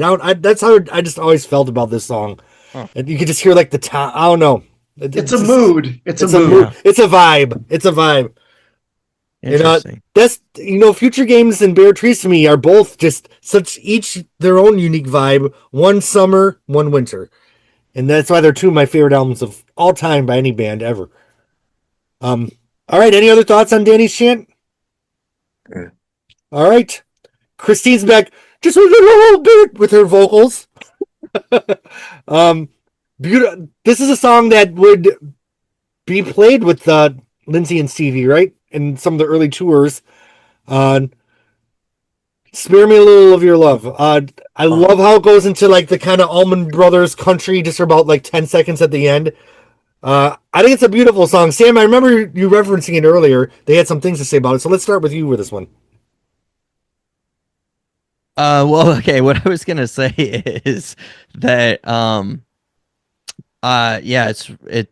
McVie had a lot of love songs written about him. And when you look at John McVie, it's like, that's not what I think about. Just a little bit. Yeah, it's a good song. Is this the one with the acoustic guitar at the very end by itself, or am I thinking, is that Homeward Bound? Yeah. Okay, that's Homeward Bound. Yeah, I should have mentioned that earlier. Yeah, I love that little acoustic guitar at the end. I wonder who played that actually. But anyway, this is just Christine to me. She's one of a kind. I think that her joining the band was probably, I would say, besides, Buckingham Nicks joining at that point, like I think really like Bob Welch gets some credit for keeping the band going, and he was kind of like he had that leader mentality, but I really think she was behind the scenes as the glue. He was a secret weapon, I feel like. Yeah, in this group. And yeah, I mean, I don't have much to say about the song itself. It's her, and I just think it's funny to think about, man, John McVie, you've got this incredible woman writing all of these beautiful songs about you, and you're the bass player. Jim, what are your notes on this one? Yes, this was played, like it's been said, live well into the Buckingham Nicks era of Fleetwood Mac. I just wonder if it was played in the Rumors live. Very briefly for the first leg, and Okay, then yeah, afterwards they pretty much phased out all pre White Album songs, yeah, maybe with the because exception of "Oh Well." because the Rumors was killer. I mean, that Right. was like they started. They might have put 3 Rumor songs, and then there was a story Mick said in Kansas City. They when they went on the Rumors tour, they played a lot of Rumors, and it was like dead. Right. Because sometimes when you're live, well, I never played live, but when um, in a different tense, but it's the audience and the band, or it's stand-up comedy. It's a whole lot of things. Being a live performer, it's just a back and forth. John McVie always he said something about the back and forth, and you feed off of each other, and you just go higher and higher. But the Fleetwood Mac they'd play a lot of Rumors songs on that tour on the first, and it just didn't happen, and then had to go back to the White Album and other stuff. But okay, where was I? Gorgeous Love Song. I love the lyric. I know how the sun must feel every time it shines, and the way she sings that is very. It just makes you glow, and I love the sped up outro. The very brief outro. Fleetwood Mac does that a lot on songs. They have a different tempo finishing it out. Even on like "Say You Love Me" does that too. Falling, falling, falling. I feel like a It, lot of Christine songs I take off in the last 20 seconds, like even like over and over. yeah, Like it hmm doesn't go anywhere. It's like 20 seconds till the end. yeah. Okay, All right. yeah. Did you have anything else? No, Okay. Nick and Tony. I'll go for it. Sure. So the double time section at the end kind of resembles a bit of a hoedown. It's a bit hokey and cute, and it's endearing enough.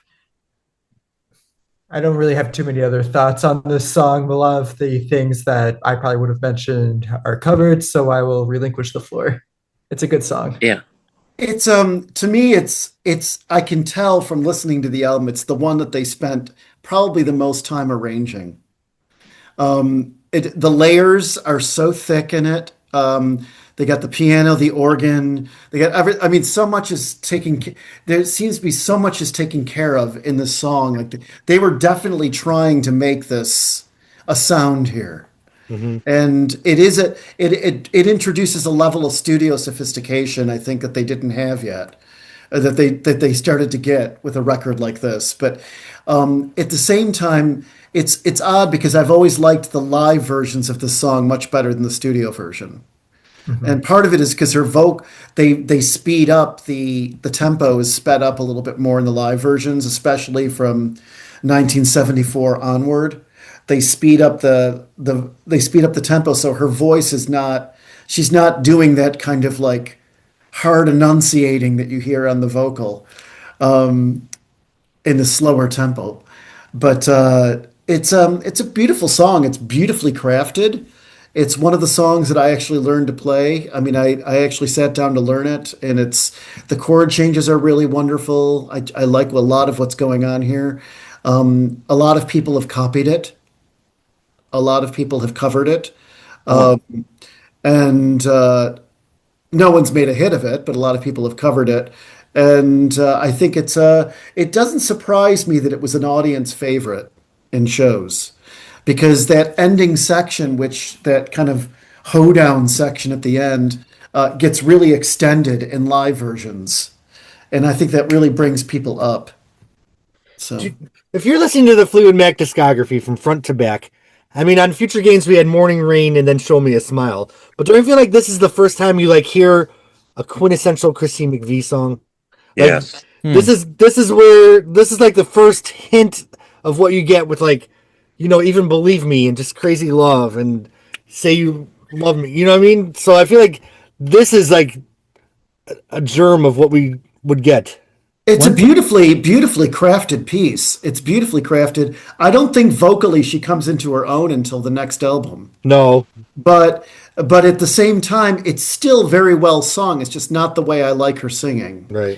One thing that I noticed is actually the ooze that Yep. she added, I think, towards like, I know she harmonizes with herself too with the call and response thing, but the ooze, I mean, it was like her songs were written to have another vocalist, Yeah. Bob Welsh is singing on it.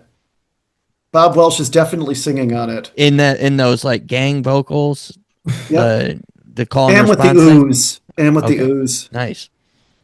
All right. Well, any other thoughts? And didn't she change the title to like "Spare Me a Little"? Like, did they shorten the title in the later versions, the live versions, or my magic things? No.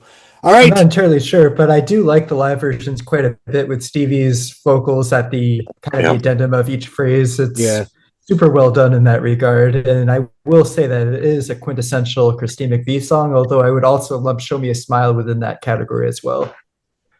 I feel like that one was a little bit more like atmospheric than like the pop love song that Christine. Have you ever heard the early version of this song? You see that one, the vocals on that early version kind of remind me of her solo album. Oh my God, but I mean the whole thing is so terrible. I mean, she wrote it and it's just you can tell she hadn't worked it out yet. Where's that at? Where's that? I found it was floating around on the ledge. Someone showed it and it was recorded with the band like they tried it out in a sound check in 1970. Oh wow. Oh, really? It was written that And it's not good.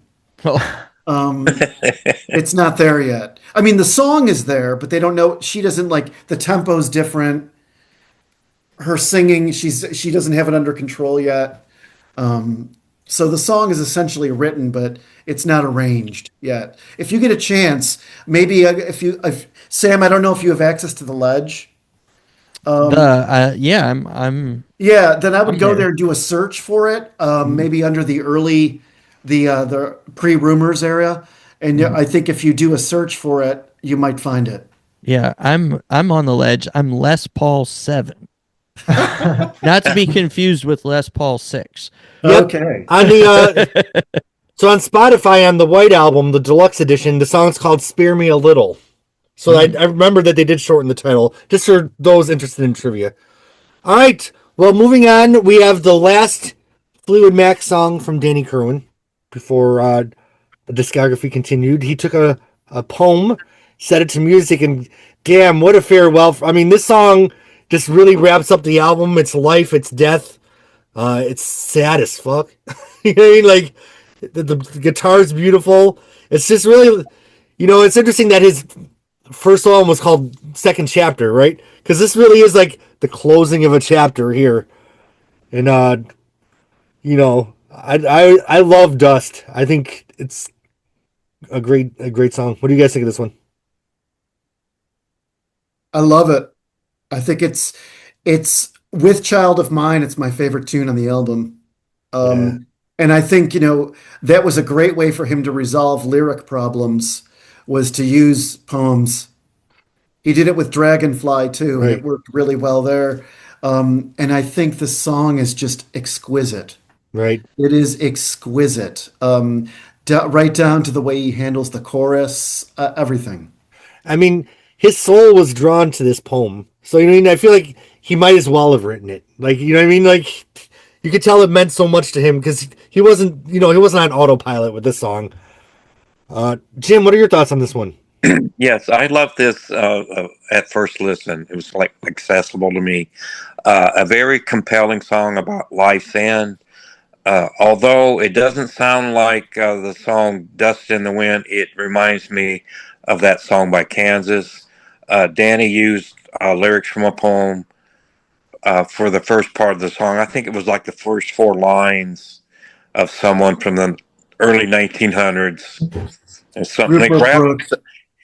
Yeah, it's something that grabbed him, and he took a piece of it and made a.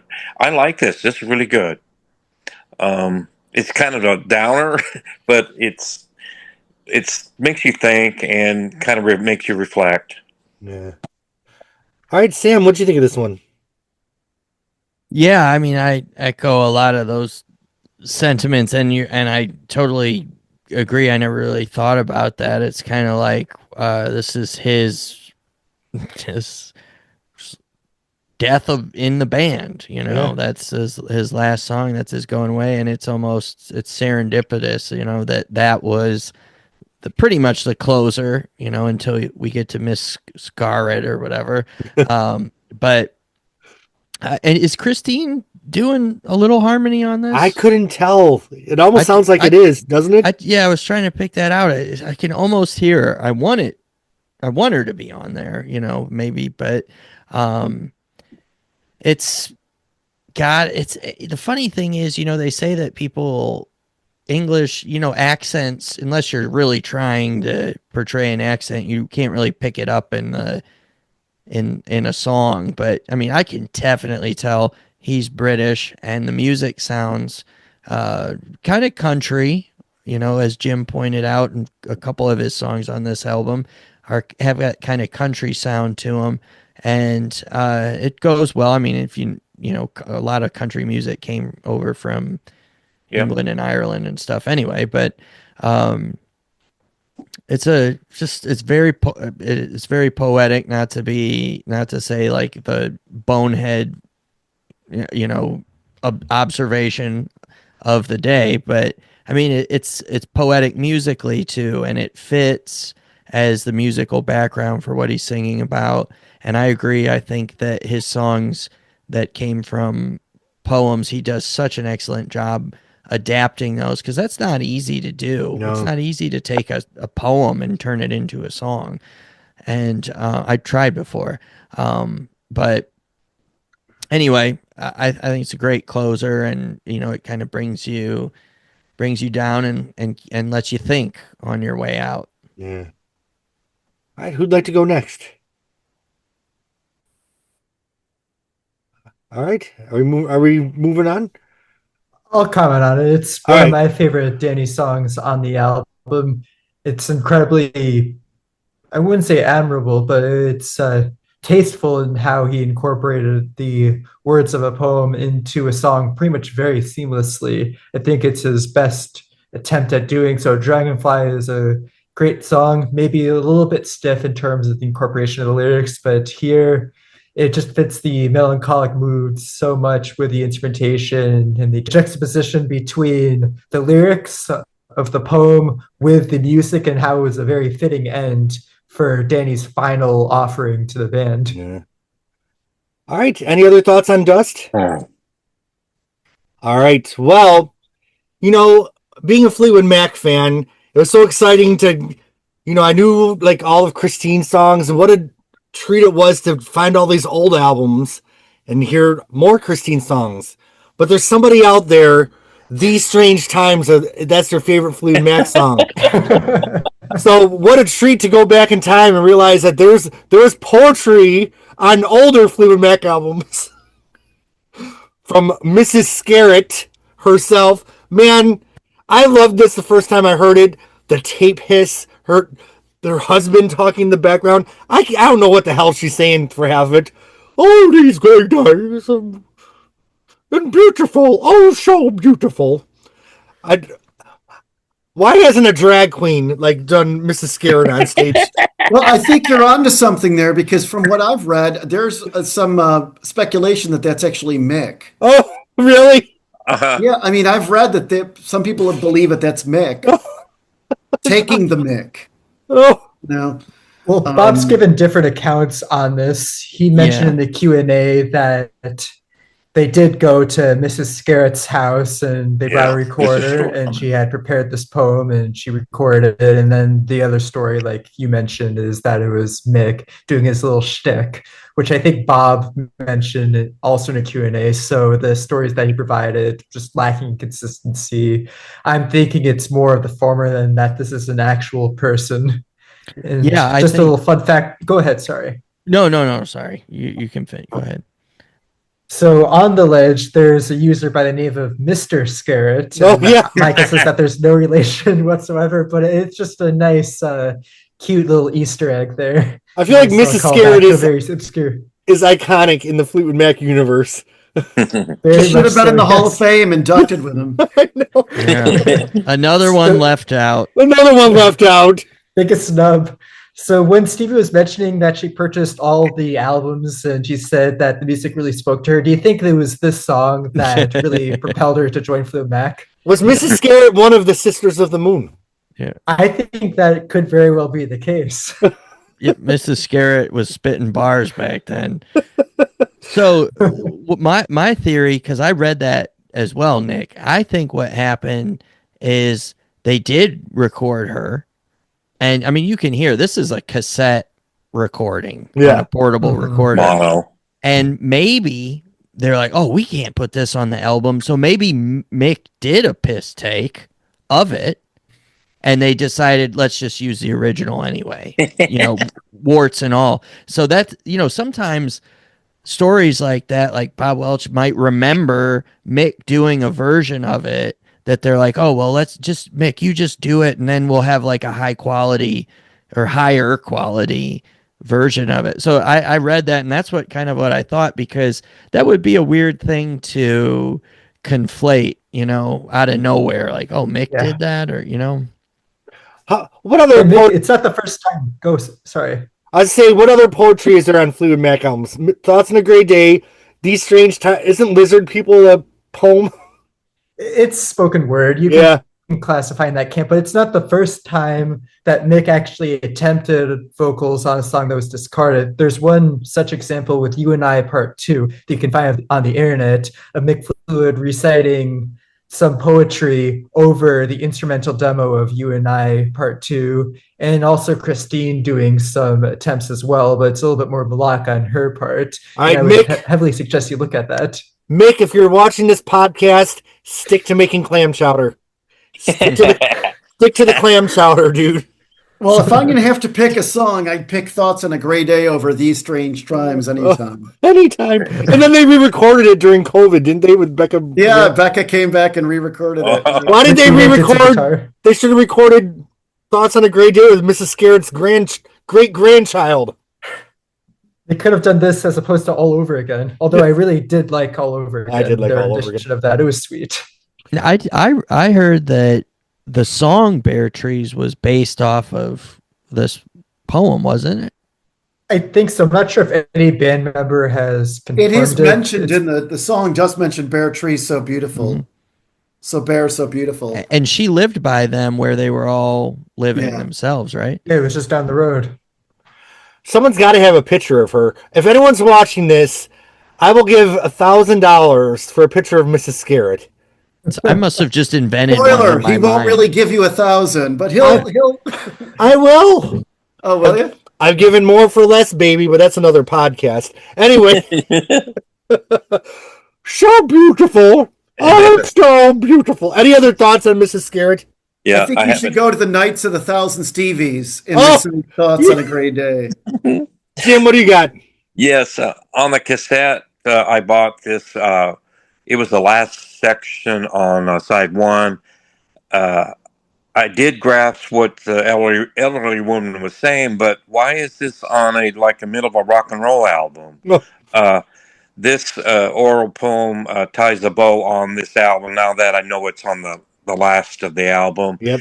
And I think I was thinking like getting 3 drinks. Everybody take 3 drinks, and everybody do a rendition of this.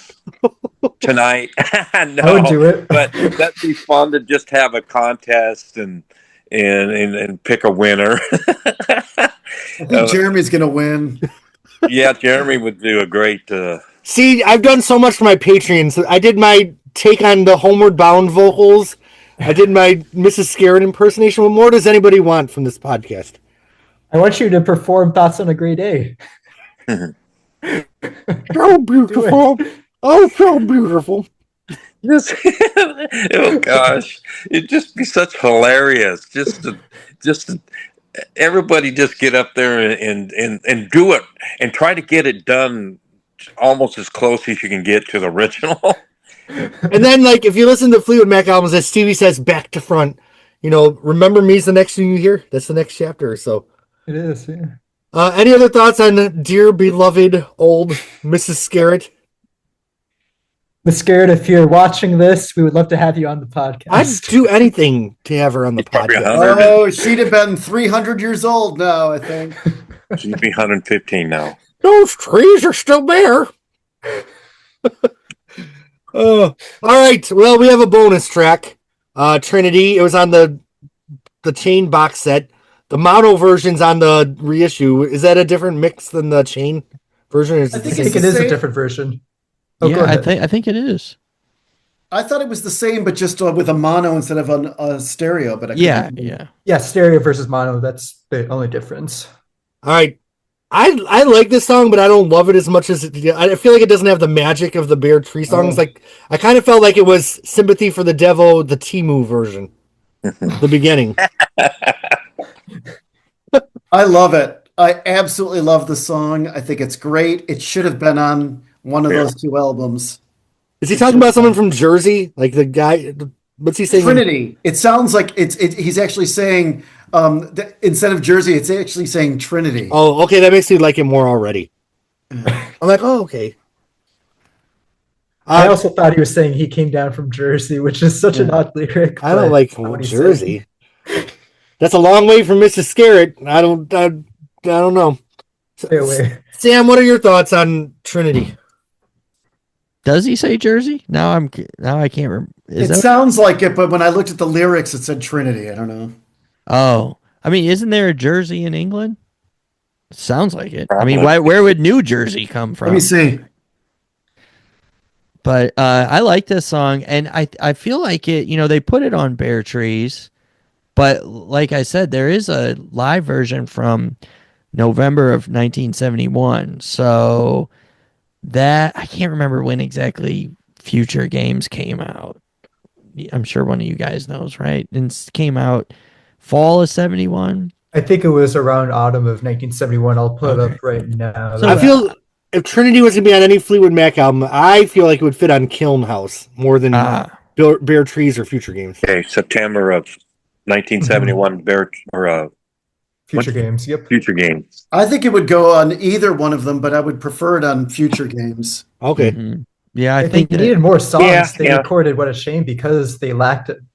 Well, the record label wanted them to do more. So I'm not entirely sure if this was recorded a little too late. The live recording did occur in 1971, but so it could have been written after that. Danny certainly had a surplus of songs that were only performed live. They can find it like Yeah. Madison Blues, for example, that just never made the transition in studio form. What if Yeah, they did oh, go ahead. I was just going to say there's another one called Bad Man Blues that you can find on YouTube that was only a one-off, at least recorded, that was a Danny Kerwin song.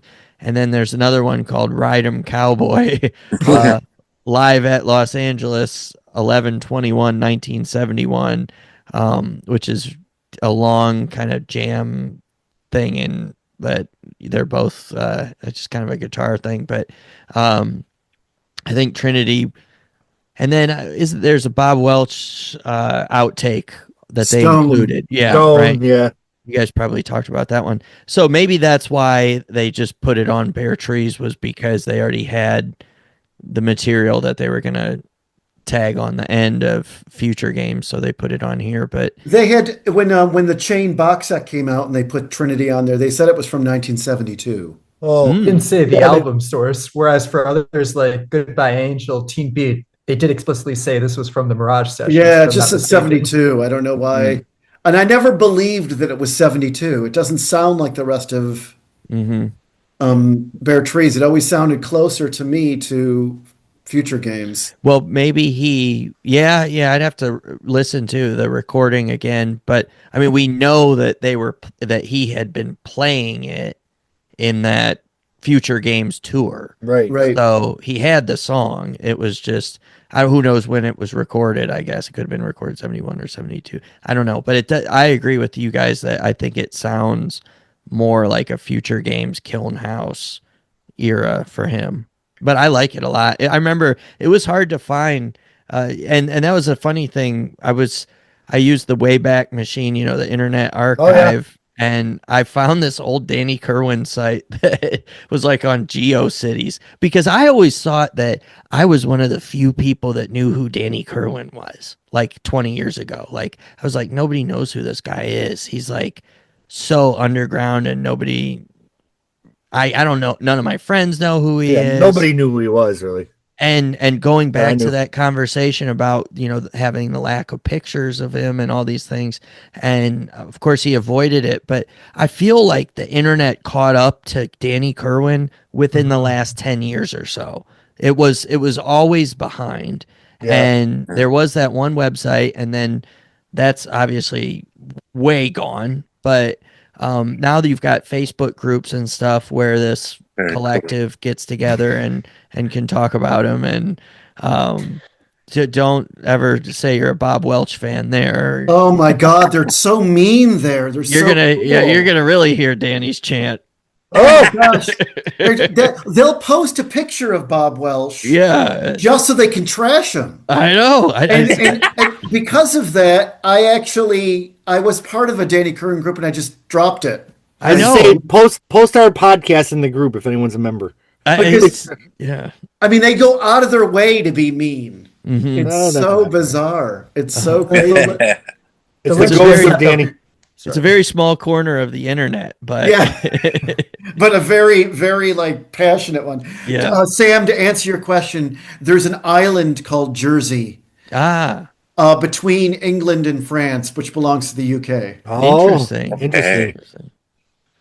Well, I have an assignment for the Gothic Trunk account. I'm ready for the mashup between What a Shame and Thoughts of a Gray Day. I think take the two kind of throwaways from each album, put them together, and let's see what we got. Jim, you had your hand up. Yes, I have it in my spiel. Okay. Oh yeah. Yeah, a very solid song that would have fit on both Future Games or Bare Trees. This song, along with every other song that Danny created with Fleetwood Mac, rivals every other writer in this band has ever had, except Christine, maybe, because Christine's had decades and decades of good stuff.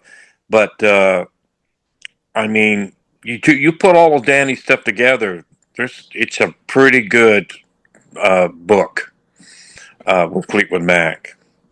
So, hats off, Yeah, we'll have to do a special on Hello There Big Boy, his third. I do. I want to do all three solo albums. Yeah. The second solo album is fantastic. I like the first one too. I love The first one's good too. I love Ram Jam City. That's one of my I listen to that song a lot.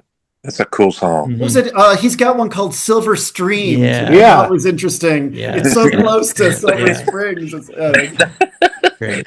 Not to be confused with SodaStream. But it's a beautiful tune. But like that second album with like those synthesizers instrumentals, like it's great. It's so like as atmospheric as like Bare Trees is, that is a whole nother like you're in this dark Nevada desert. And I don't know. Danny Kerwin just takes you places. I am also a fan from the dark corner of the internet. I always thought he was kind of sick. I like those bad boys. You can love him and also admire Bob Welch. Some of these people, they just, as a rule, they'll just kick Bob Welch down until he can't breathe anymore, Yeah. Everybody, I love them all. Scapegoat. I even love Dave Walker. We'll be getting to him soon. All right, Nick. Oh.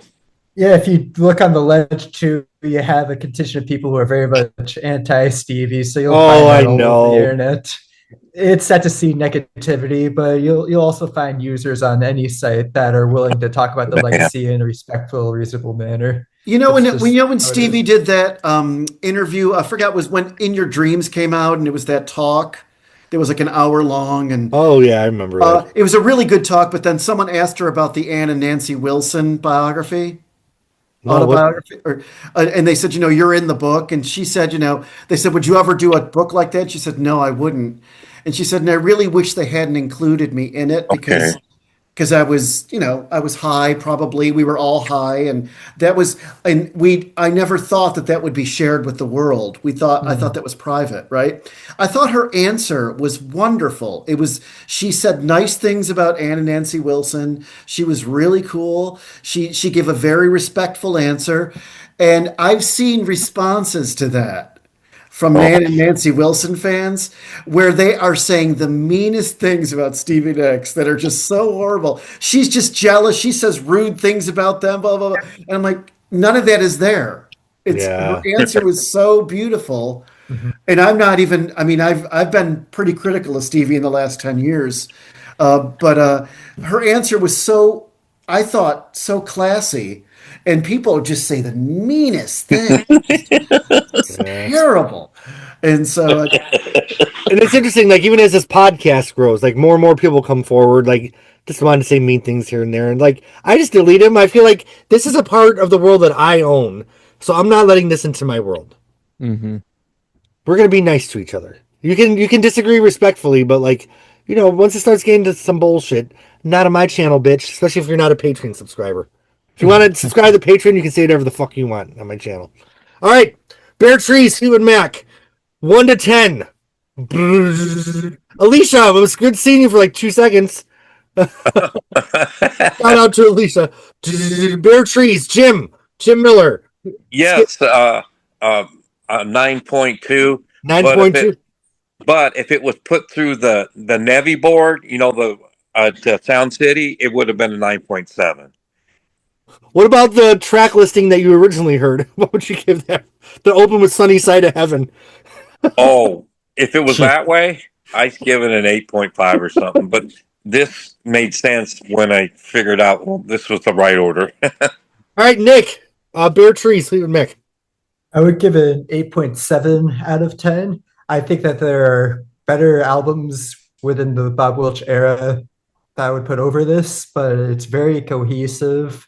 It has a thread running through it in terms of consistency, with the exception of Thoughts on a Gray Day. That's a cool little oddball, I suppose, although I never listened to it. It sure is.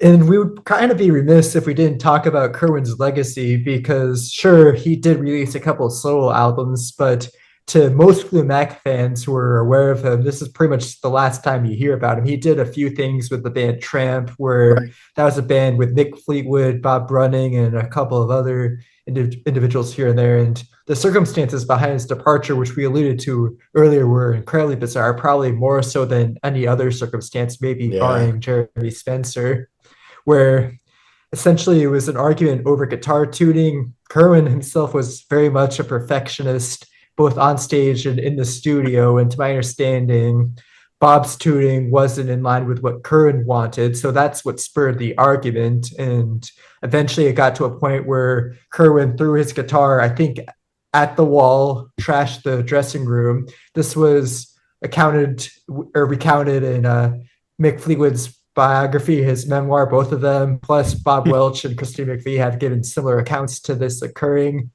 And it's incredibly sad to see him essentially self-destruct in that capacity, where, with the exception of Mick Fleetwood, everyone pretty much wanted him gone instantly. He levied criticisms against the band while they were performing. Bob mentioned in the Q&A that we told the audience that Danny was sick, and in a way we were kind of right. Oh, yeah. It's just devastating to hear someone just not cut out for the rock and roll lifestyle. And with the interview he did in 1993 or so, it could have been with The Independent, he said just as much. And he was able to deliver a pretty coherent interview in that capacity. When he was interviewed for Bob Running for one of his books, he was approached by Bob for about a minute, and Danny essentially told him, "I can't help you, I'm too stressed," where even in a setting that they agreed to, he wasn't in the right state of mind to even talk about his band.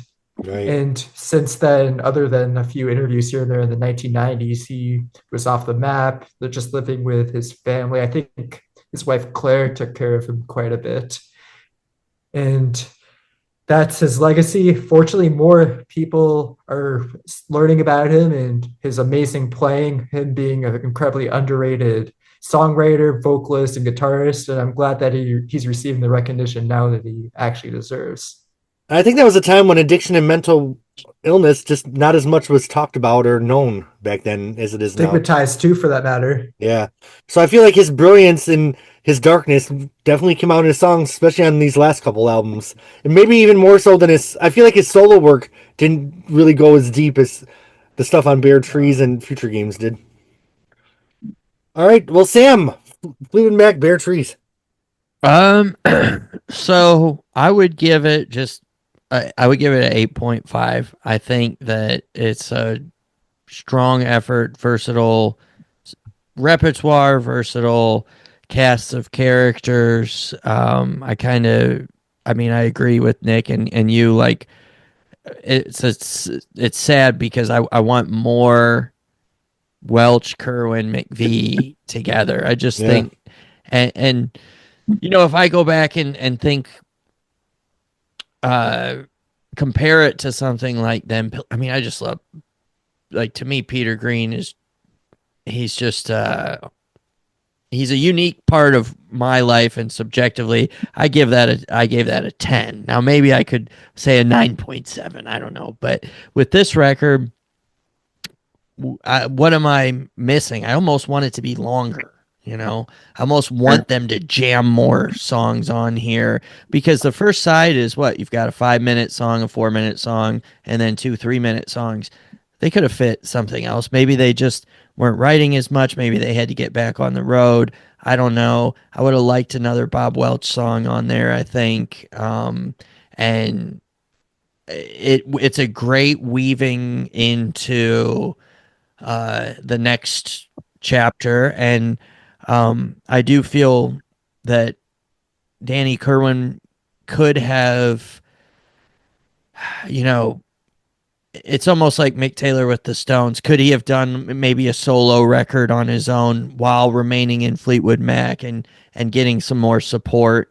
I don't think that falls on anybody else. You hear, like Tony has said, it's like the people that attack Bob Welch, everything, it's all Bob Welch's fault. It's all Bob Welch's fault. Well, what about the hanger-ons, the drug pushers, the people giving them free drinks all the time? Like, there's a lot of blame, and it ultimately also falls on the individual person to just take care of themselves. I mean, there's that video, where is it, like the Beat Club or something, where they played Dragonfly when Bob Welch first joined the band, right? Danny Kerwin does not look healthy in that video. He plays great, sounds great, but he doesn't look healthy. And I really do think the road got to him, because that's where it seemed like these problems came out, when he was, if he was away from his family and his support system and stuff like that. Now I'm just totally, like, spitballing here, but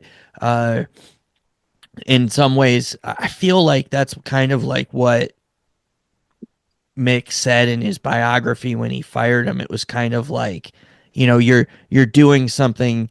It's not like, almost like putting a dog down. Like, you're putting him out of his misery. Like, you hate this. You actually hate what you have to do and the commitment here.